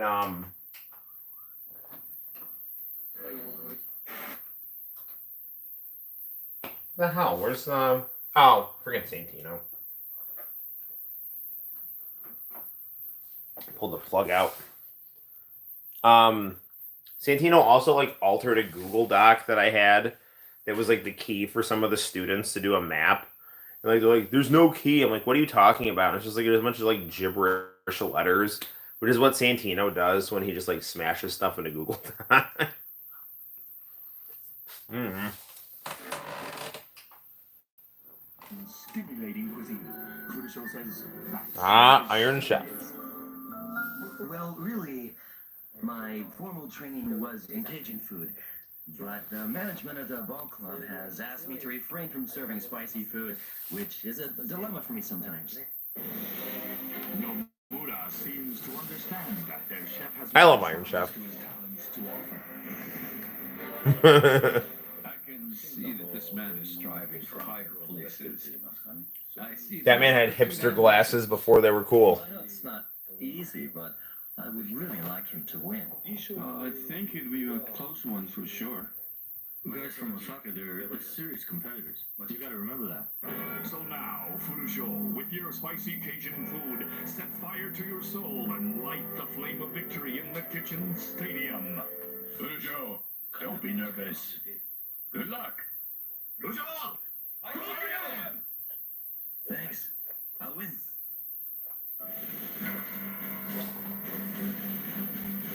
Takeshi Kaga is just like the coolest guy ever. Columbo, Takeshi Kaga, the chairman of Iron Chef, and then Hulk Hogan. Those three make up the coolest men of the modern era.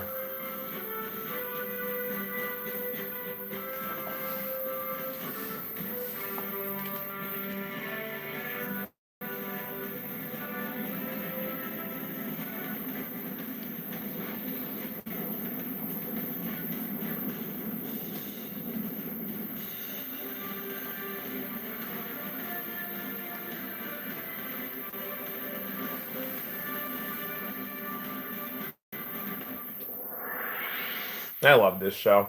It's so good. Alright, let's fast forward here. Because I don't want to get in trouble for showing Iron Chef.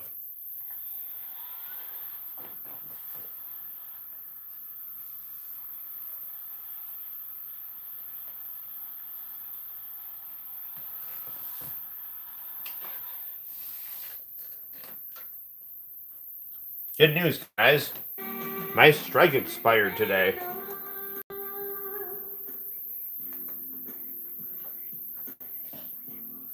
I don't know who this is, but they're good.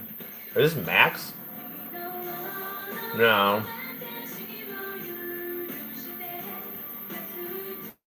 He's good.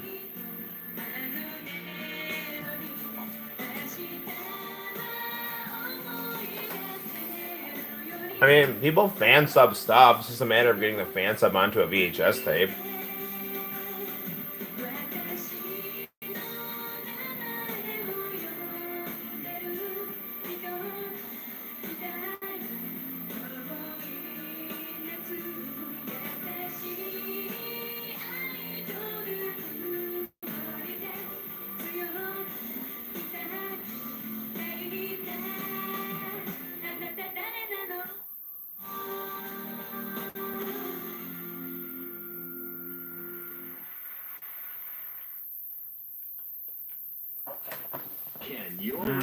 Let's see more performances on this cool 400th Hey Hey Hey special.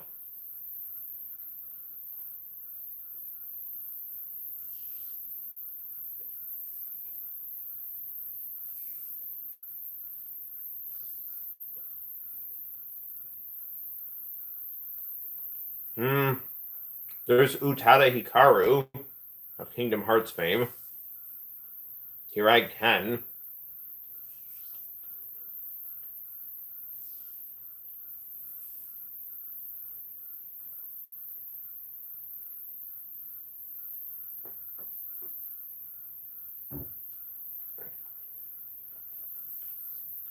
I have no idea what this performance is, but why don't we watch it? All right, check this out.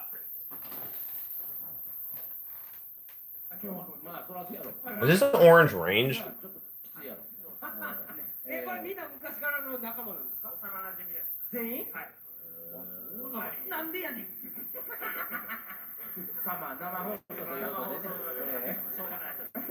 You could throw various things on tapes for novelty's sake. I just taped AEW the other night. Like literally on a VHS tape. That's how I roll, man.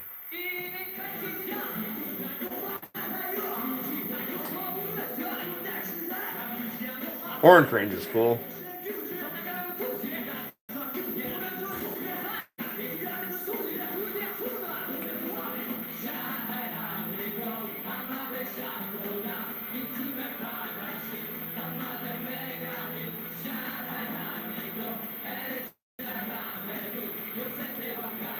Machan is intrigued by the army of bikini girls.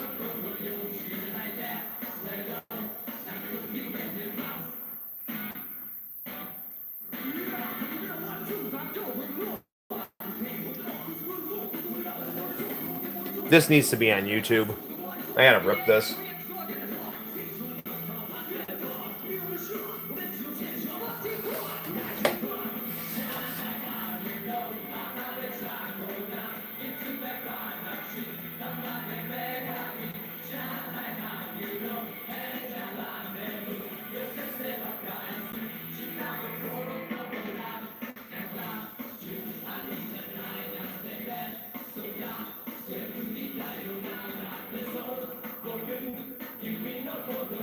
Put Yokohama Kaidashi on tape for that reason. Nice.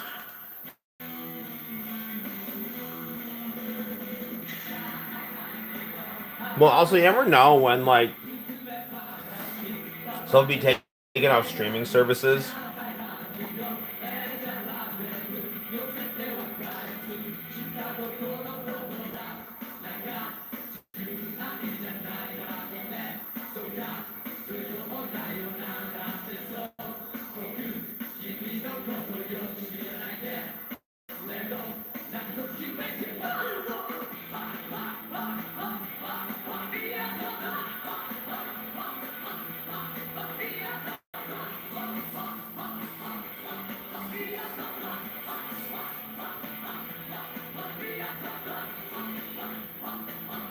Those are definitely some Shanghai honeys.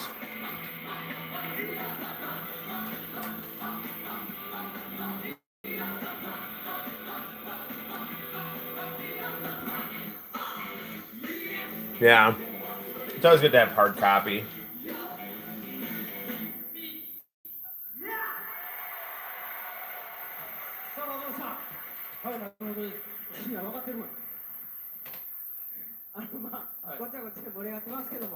Alright, what else we got?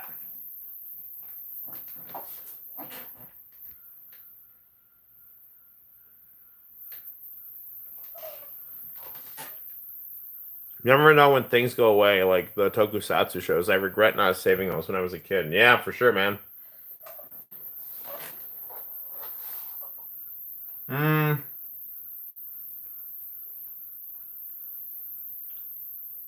I taped some Dino Thunder. I thought Tommy was cool. It was like Gohan from Dragon Ball GT.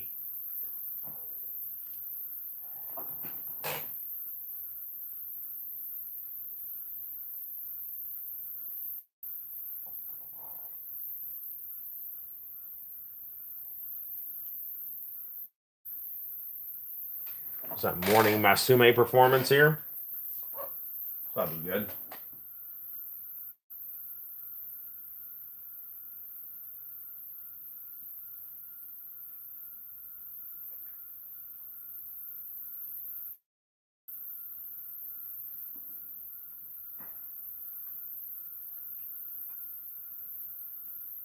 Now like a long performance.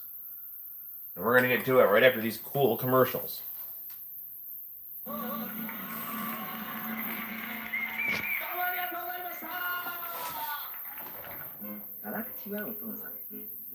The Japanese version of Dino Thunder is among some of the ones I have missing. Interesting.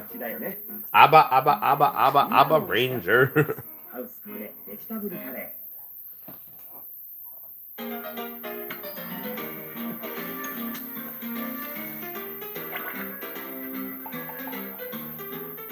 日も美味しくなりそうだ。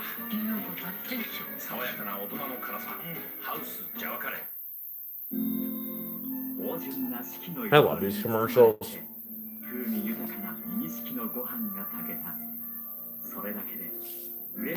I love squid too. Like legit, octopus is one of my favorite foods. I love calamari. I'm completely baffled why people don't like squid. Tokusen Nishiki.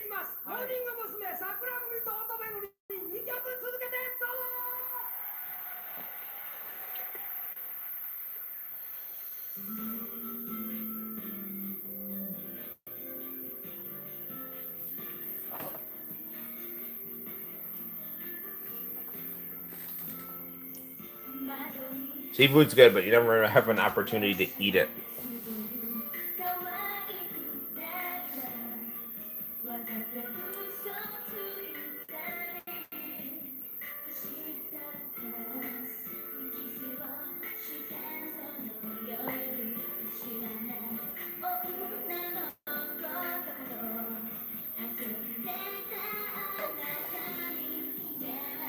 I like that you get to see Sonic in the corner of the screen. All right, Arrow, hold on, man. I'm gonna go grab a drink of water in the other room. Keep watching Morning Masume.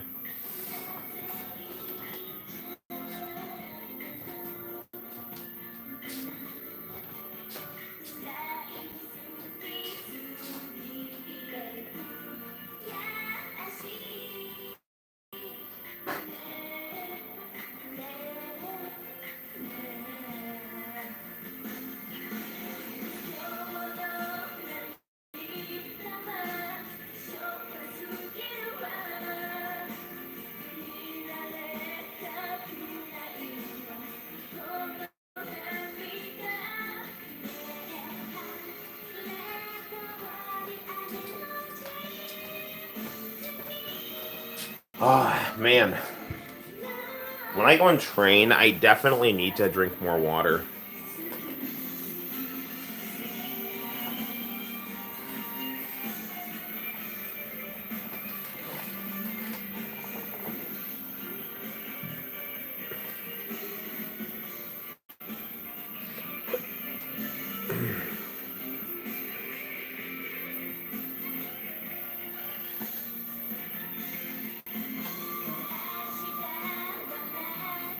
Yeah, Arrow, like upstate, you have this nice seafood place called Doug's Fish Fry. The owner sadly passed away, but he was just this big sea captain. And he owned a fish fry. And he apparently owned a lot of property in Skinny Atlas, New York. And when Hillary Clinton came up here to carpetbag to be a senator to pad her political resume, like, I think, did Doug refuse to serve them or something? I don't know. It was weird. He refused to serve like Clinton and like Bill and Hillary. But I mean, I don't necessarily agree with that. I don't. I think it's stupid when you like refuse to serve people based on differences in your beliefs. I mean, if something like goes against your religion or something, you're just being able to like compromise your conscience. I guess that's like, but that's like, say like you say to someone like, I want you to make me a nuclear bomb, and you're like, I won't serve you. That would be okay. But if Bill Clinton walked into a restaurant and asked for a fish sandwich, he's like owed a fish sandwich, as with any other paying customer.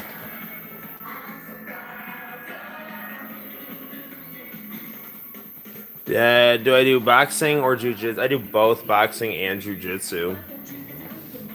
I actually just got a third degree on my blue belt, which is nice. So blue belt is one step up from white belt. And so the way jujitsu works is you basically get 4 degrees on a belt, and then when you get 4 degrees on a belt, you upgrade. So when I started, I got 4 degrees on my white belt, which then led to a blue belt, to which I now have 3 degrees on. And yeah, I like to box and do jujitsu. It's kind of random as to what time boxing happens at the gym because the owner of the gym is a huge jujitsu person. Like he loves jujitsu.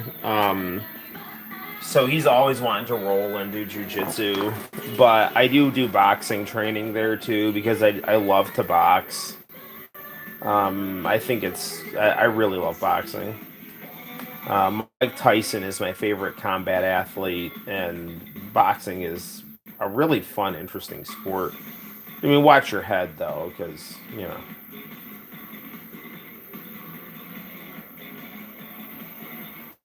I tell you, I'm not talking down about Morning Musume here. I'm just saying I've seen better performances out of them. Well, maybe I'll pick up here. Like Love Revolution 21. That is a good song.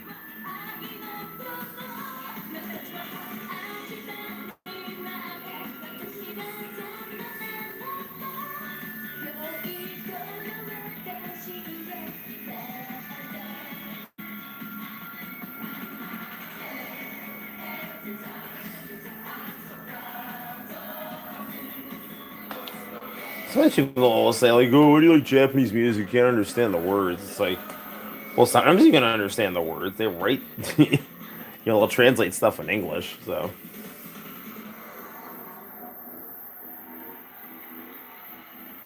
Like right there in the song, they just had some English words.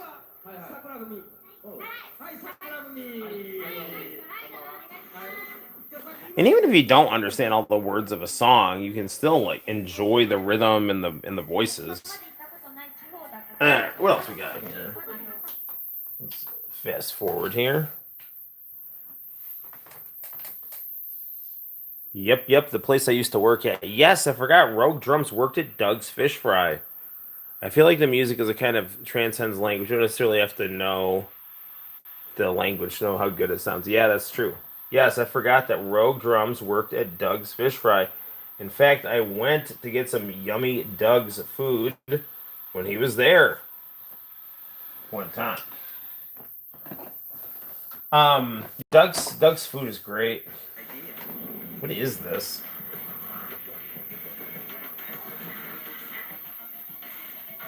Hey, I'm on my way. When did T-Mobile do an anime commercial? The T-Mobile Sidekick. Unlimited servers for 30. I mean, it's a good commercial.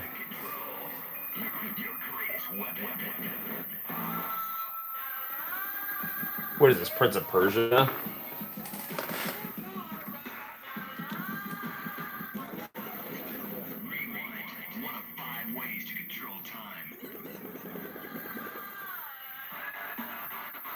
I would like to get the black and white Prince of Persia on a floppy disk for my Macintosh. Is one of the best games of the year. This game is, simply put, brilliant. I've never heard of this game. Which isn't necessarily a bad thing, but I have no idea what this thing is. This holiday season, unwrap the adventure. Sphinx and the Cursed Mummy, available now. Rated T for teen. Long ago, the most powerful. Let's fast forward a little bit here. Space Ghost. Who's the guest?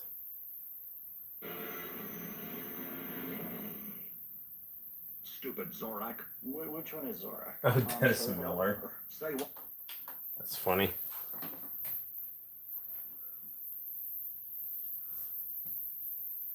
I'm sure, like, Cartoon Network will come after me if I show too much Space Ghost. I mean, there's really no Aqua Teen Hunger Force episodes on YouTube. They're very small clips that are uploaded by pretty much only the Cartoon Network. A couple of fan ones slipped through the edges, slipped through the cracks. Is it the freaking lovable mom taped upstairs, downstairs on the remainder of this tape?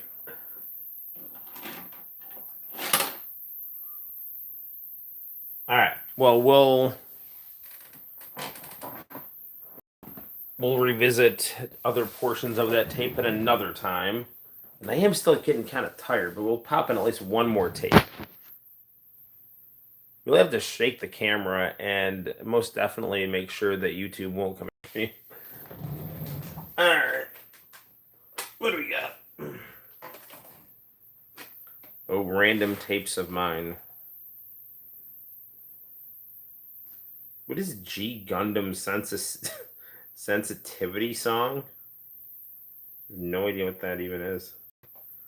Maybe Cartoon Network was doing like public service announcements and I don't know. People thought they were weird.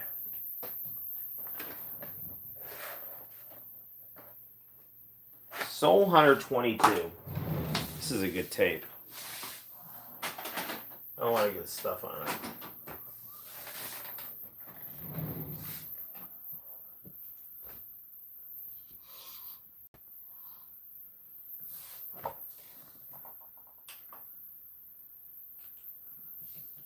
Oh man, I'm so tired.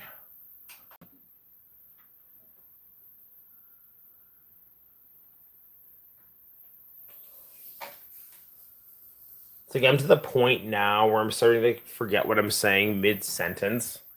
It's like, it's not good. What is happening here? Why isn't this rewinding more?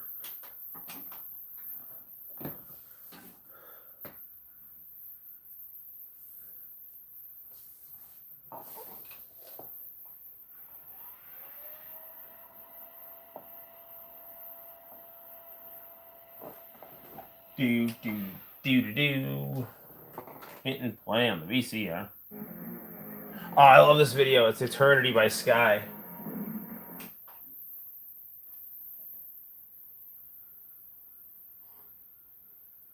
So, two cool Korean guys find themselves on opposite sides of the law. It's HOT, right? Well, we're gonna watch HOT because I love HOT. They're my favorite Korean group.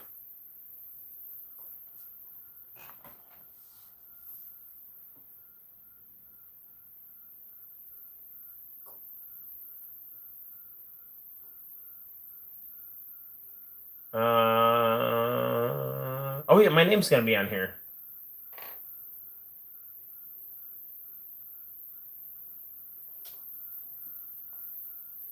Okay. So before we get started, I feel it necessary to explain what you're about to see. Okay. So as you know, my name online that I published my Japanese artwork under was Kyo Koizumi, right? So I would write international channel under the name Kyo Koizumi. No, I wouldn't write international channel. It's getting late. I would write Revolution under the name Kyo Koizumi. And they had a CD giveaway contest, and I won it, but they never sent the CD. But you do get to see my name, Kyo Koizumi, at the bottom of the screen. And let's have an odd hush for legendary artist Kyo Koizumi with his winning CD.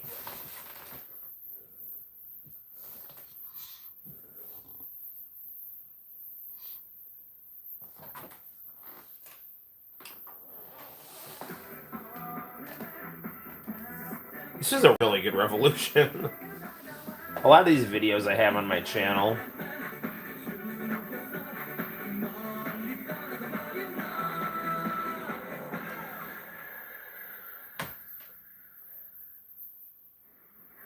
Oh my gosh, I can't believe it's over. We only have 2 music videos left. Sujin was very cute and cool. But I'm excited because I know we will see you again next week. Make sure you keep emailing us at musicrequests@zoomat.com. I hope it's coming out. musicrequests@zoomat.com because we want to hook you guys up. You get to be a chance to be one of our email contest winners or win tickets to the June 28th concert that we have. Next, we have 2 more music videos. First one is by Acres T, titled Pete, and the one right after that is by Sky, titled Yoan. Now you guys have to pay close attention to these music videos because sometime in between them, we'll be printing out or typing out the names of our email and concert. I always thought Revolution did a really good job with their VJs. They were always very pleasant and nice. I can't wait to see you guys again. Mwah! Enjoy your week. I'll see you guys soon. Bye.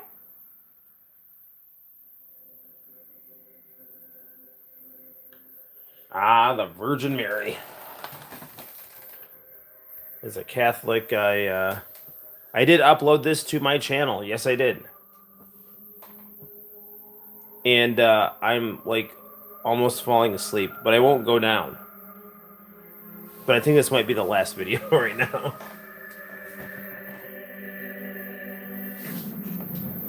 Bum bum bum.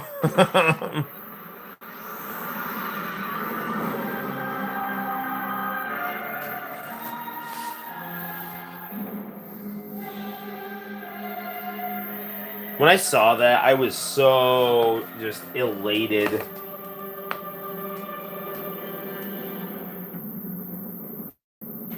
I wonder what Sebastian Choi is doing right now. I looked him up on the internet and I couldn't find him.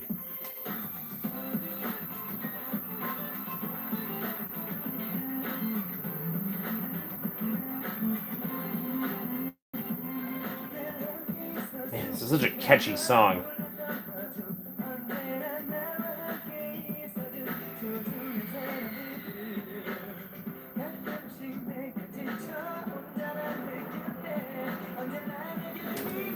It's funny, like, the other day, I fell asleep in the computer chair with Santino, and, like, I was in the one computer chair asleep, and then he had, like, had control of, like, 2 computer chairs. Like, he was had his head on my lap, and then he somehow, like, stretched his feet out to grab another computer chair and turn it into a makeshift bed. So then I just, like, eventually just woke up and carried him upstairs. Fun stuff. Dramatic music plays as your name shows up. You got that right. They know who the big dog is around here. Now it's gonna get really sweet and cool sounding.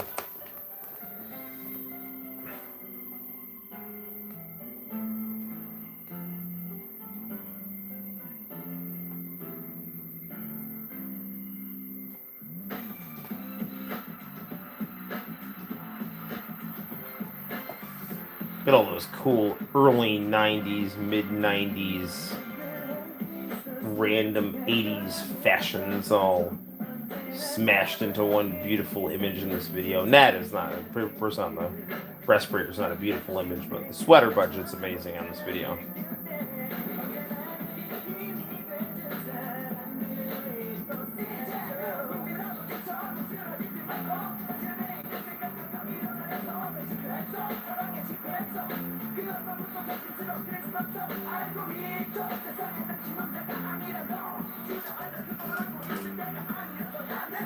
Ah, Korean rap music.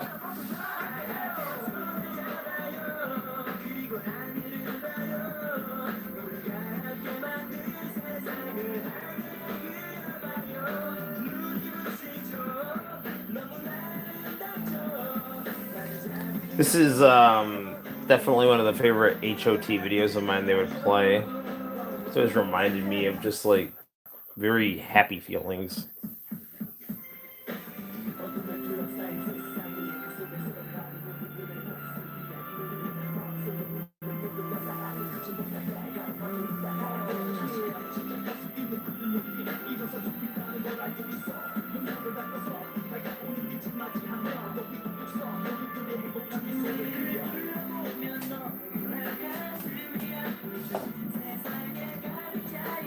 I forgot what happened to the kid.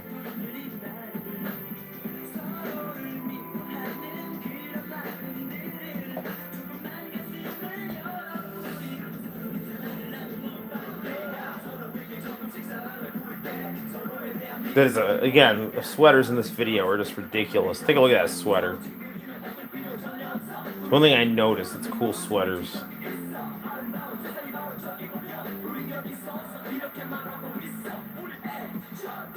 Let's go.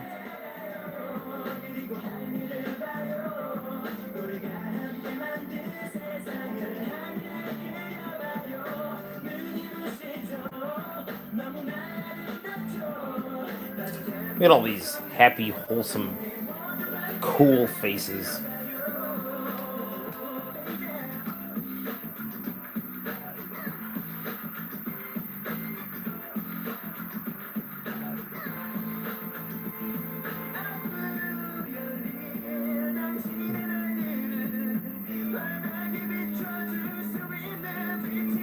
Yeah, more vest action here.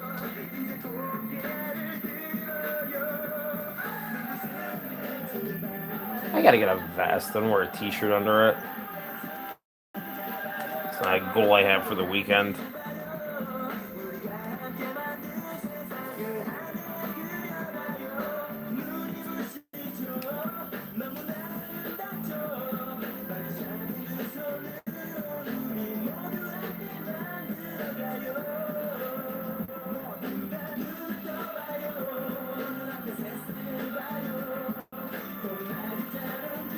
Alright, smooth sounds.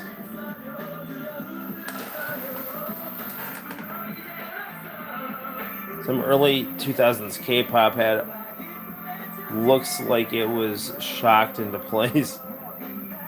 Yeah, that right, man. Hair-wise.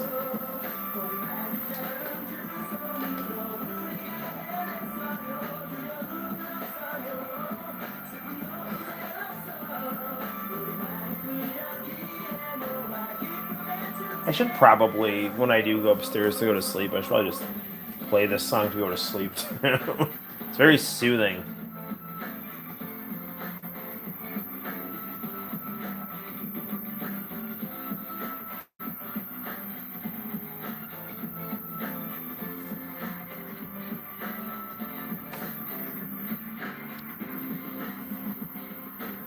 I wonder where that trend came from.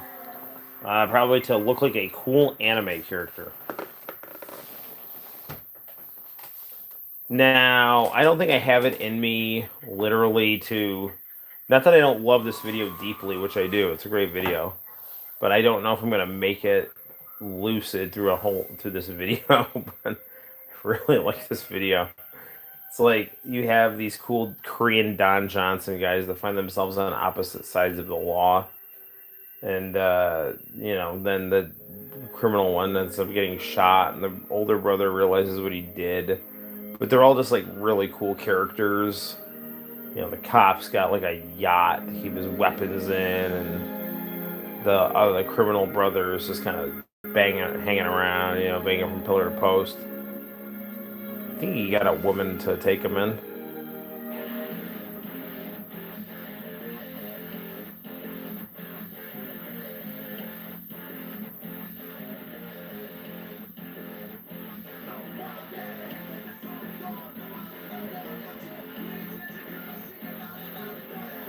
Sadly, I heard the singer of this song offed himself, which is really sad.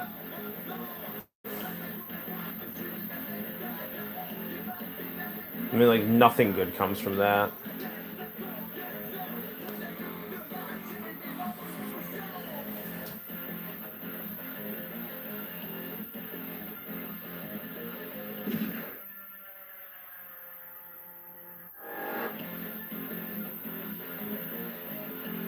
So this video starts off kind of like hard rock, and then it kind of kicks to like really like emotionally sweeping, like very high level synth pop.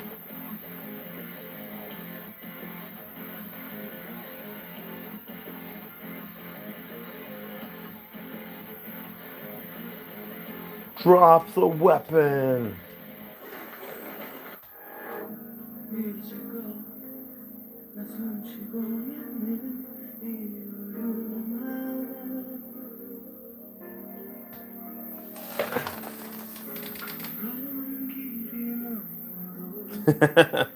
Hallucinations with the International Channel. Yes, I don't even know what I'm saying anymore. What am I saying?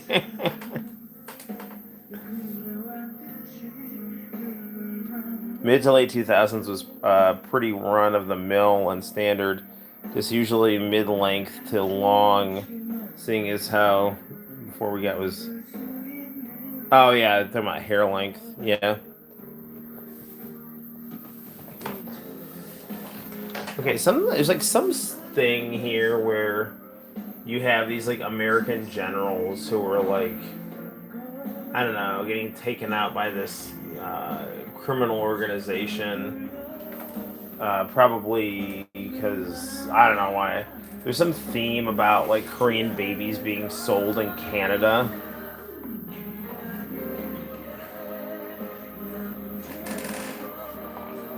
The girl in this video is very pretty. Yeah, there she is.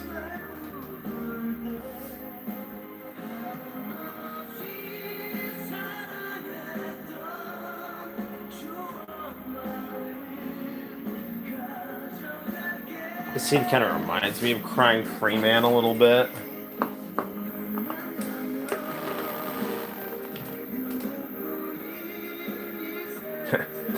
That guy's so cool. The good brother is like just awesome in this video. Yeah, there he is.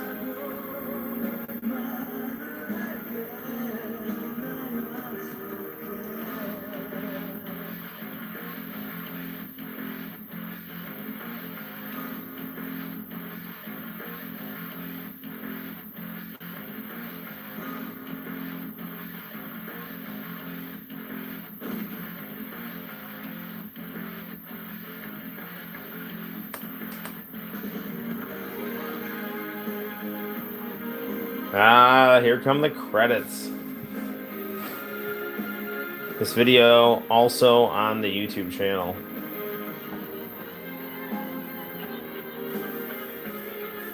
You know, sometimes the slower Korean music videos on international channel were not really my cup of tea.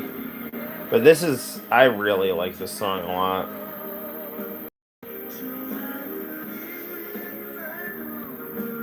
I hope you guys can hear it okay. I just don't want to wake up the family.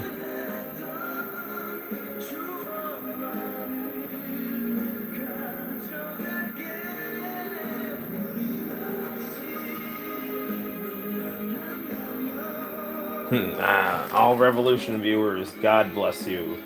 From Revolution. Oh, just loved international channel and shows like this. Every Thursday night, range from slow melody rock pieces to more upbeat R&B track. I know it's got crazy range, man.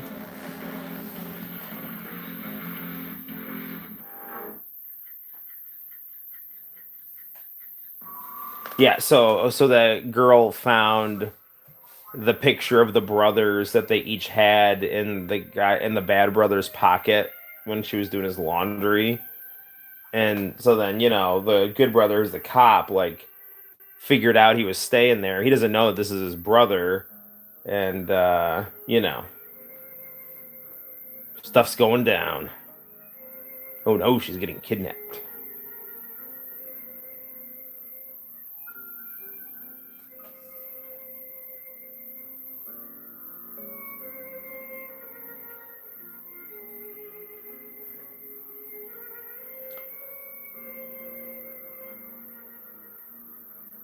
Those are some really, really cool looking Korean bad guys.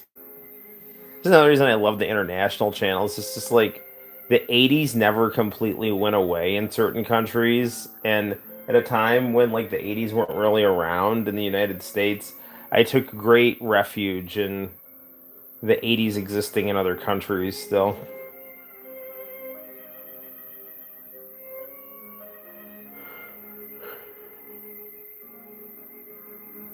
Drop your weapon!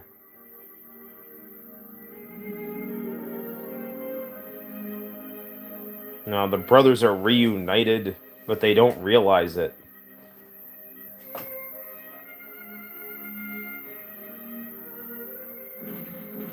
Oh no, the bad guys shot him. And now the cops are just shooting all of them. Cease fire!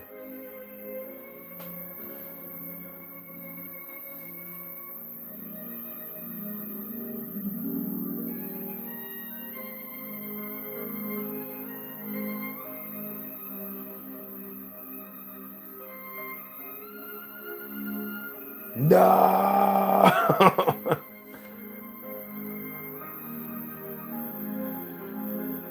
Yeah, usually the sad videos, but this had like this was like an '80s action movie with like a poignant plot. It was like really good.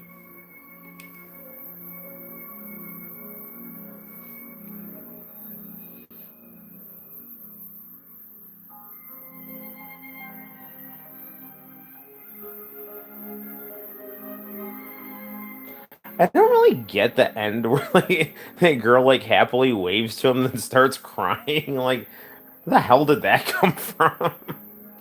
But the randomness I also enjoy. There's nothing like the taste of Nathan's hot dogs. And now you can enjoy this wonderful hot dog commercial. Nathan's reversible Yeah, but dude, wasn't that video great? It fits securely over 2 stovetop burners to give your hot dogs. Now it's all EDM stuff. Yeah. It's the best way to cook hamburgers. Yeah, no, it's just like a great. I mean, I was like getting like really drowsy and stuff, but the power of that cool video, Eternity by Sky, really, yeah, kind of perked me up a little bit. But wait, there's more. Gripping whisk, absolutely free. It's a gripper, spatula, turner, even a drainer. Plus, we'll give you $5 off. Gripping whisk? Famous hot dogs. Don't all whisks have grips? Like, what the? Grill and griddle now. To order your Nathan's reversible stovetop grill and griddle for only $19.95 plus shipping, call 1-800-407-6640. I always liked how on these things they like always oversold the value. This grill is a $7,000 value, but you can have it for $19.99. Like, oh wow, I'm privileged here. $1 pays the premium for up to 200. These tapes really do wake you up. Death protection for the first month. And coverage is available for the entire yes. If you are between the ages of 18 and 69, you cannot be turned down for this coverage. Regardless. Yeah, this was like a particularly good episode of Revolution. Not only was my name on the screen, but like it like just had such good videos in it. And this was like before they started showing the Japanese music videos. So like, I mean, I like K-pop, don't get me wrong. I really do like K-pop, but I'm more of a J-pop guy. But like all the K-pop videos they were playing on Revolution for this episode were just like really good. Contact Europe with Great Britain. What is this? Contact Europe. I don't even know what this is. In May this year, the National Railway Museum in York was hailed as. So they're doing like a thing about trains.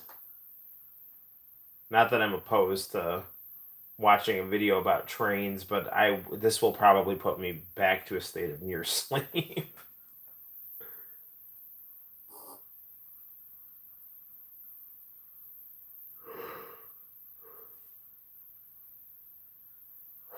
I bet I just. Oh, there we go.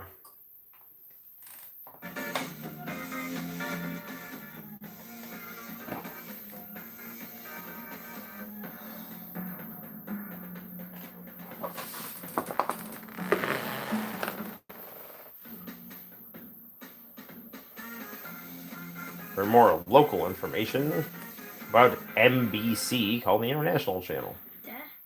Yeah? I need help with my homework. For your adult leg left by March.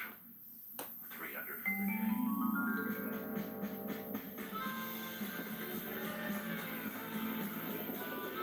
No son of mine eats pigeons with transient train hoppers. Life has no pause button, but now your TV does. DVR. Now anything's possible. Upgrade now to digital. DVR. Pausing live TV. 108 Cable 6 and get the first month.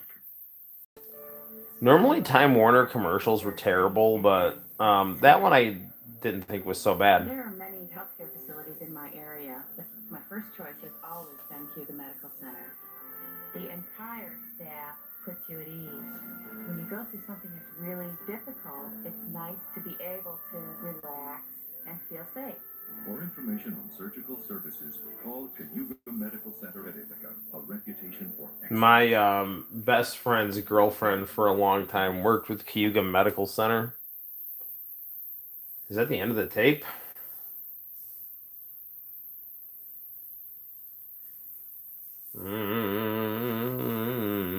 Looks like it.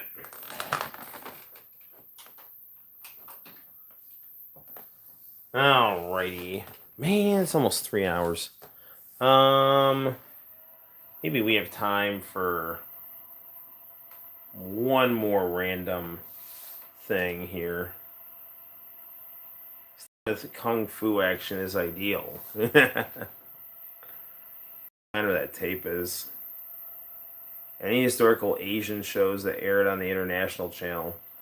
Yeah, for sure. Fist of Fury, Sworn Revenge with Donnie Yen was one I have on the opening on the channel for. It was pretty recently. I uploaded that. That takes place during World War II. There was that Kung Fu Master show that I liked.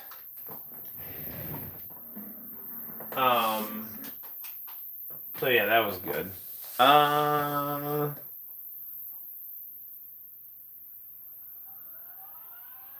Did I? Okay.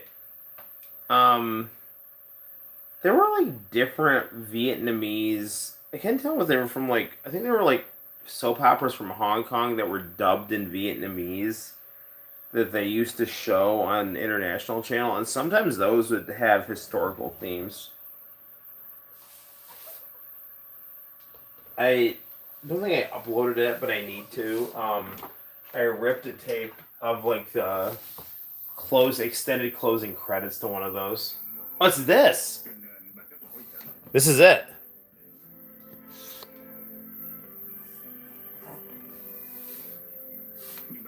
All right, we're gonna close this off with the closing credits to this cool Vietnamese soap opera here. I used to watch these. Used to be on at like 1 or 2 o'clock. I really like the colors of this one. Like aesthetically speaking, it was a very pretty show. My favorite one was one called Mind Games, where some guy had powers from an asteroid that hit a beach. Like I remember that, and like the closing credits were like na na na na na na na, ça fait quoi, ça fait quoi, or something like that. I have no idea, but I would love to find what the hell that show was.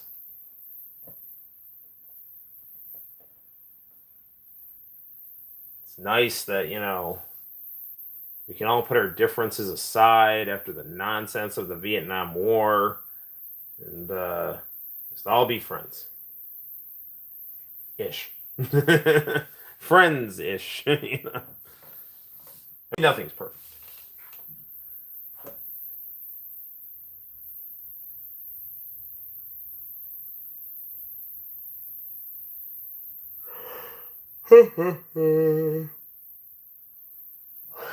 Looking for the credits.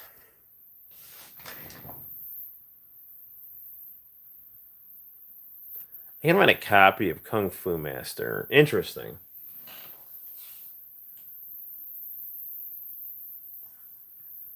His Sarvey's shoes. The guy legit had a Pringles guy mustache. He sold shoes in Cortland. He was good people. I think he still is. I don't think he's dead, but his store is closed. I bought a really nice pair of low top sneakers, like low top Adidas sneakers there. They were really pretty. By which I mean they were white and had a cool Mexican flag on them. I don't know why. I just thought it looked cool.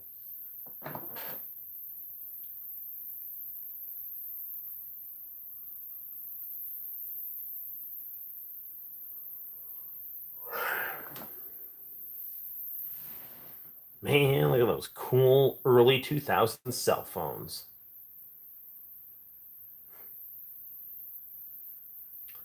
I'm trying to fast forward this so it gets to the really cool closing credits.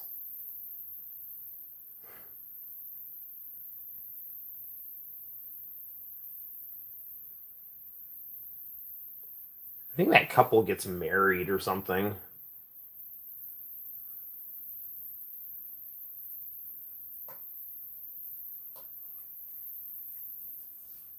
Yeah. Ah, the handy stitch. forcing my VCR out of rewind or fast forward. I mean, actually, the international channel air any Korean historical shows. You know, I didn't really watch a lot. Like the Korean soap operas were on really late at night. Um, like sometimes I would catch one after. Like okay. So if memory serves me correctly, it went like Hey Hey Hey, Dragon Ball Z, uh, Votom's Captain Tyler, and then after Captain Tyler, I want to say they showed a Korean soap opera from NBC, and they might have showed a Korean soap opera after the late night run of Revolution. But it wasn't it wasn't necessarily the easiest thing to catch.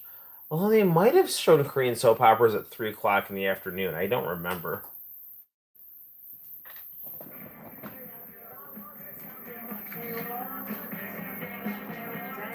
I like this song here. This is a good song.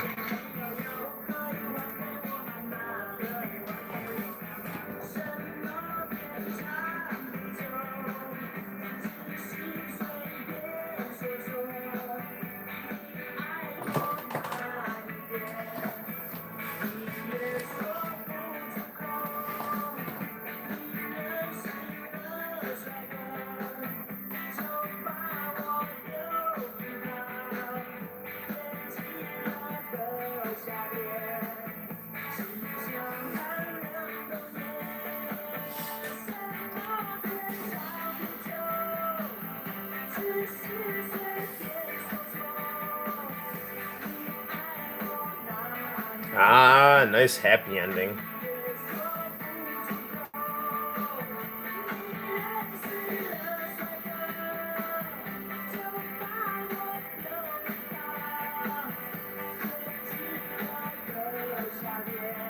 I sadly have no idea what this show's called.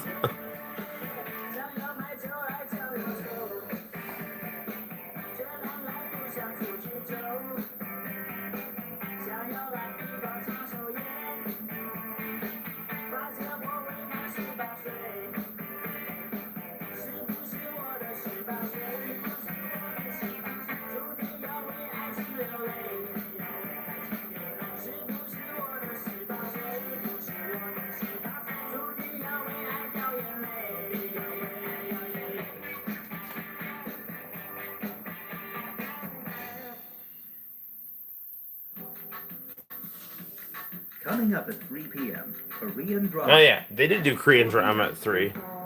Oh, here you go. Here's a Kung Fu Master.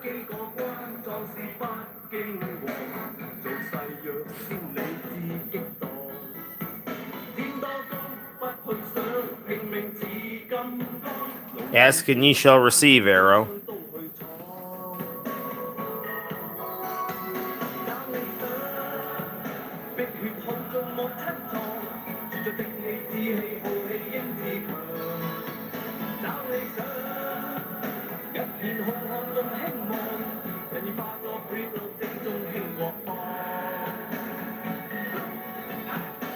Oh, this might have been Fist of Fury Sworn Revenge. No, it was Kung Fu Master.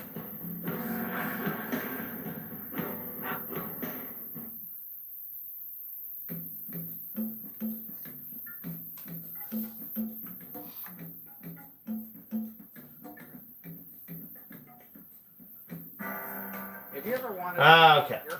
So, this has been fun.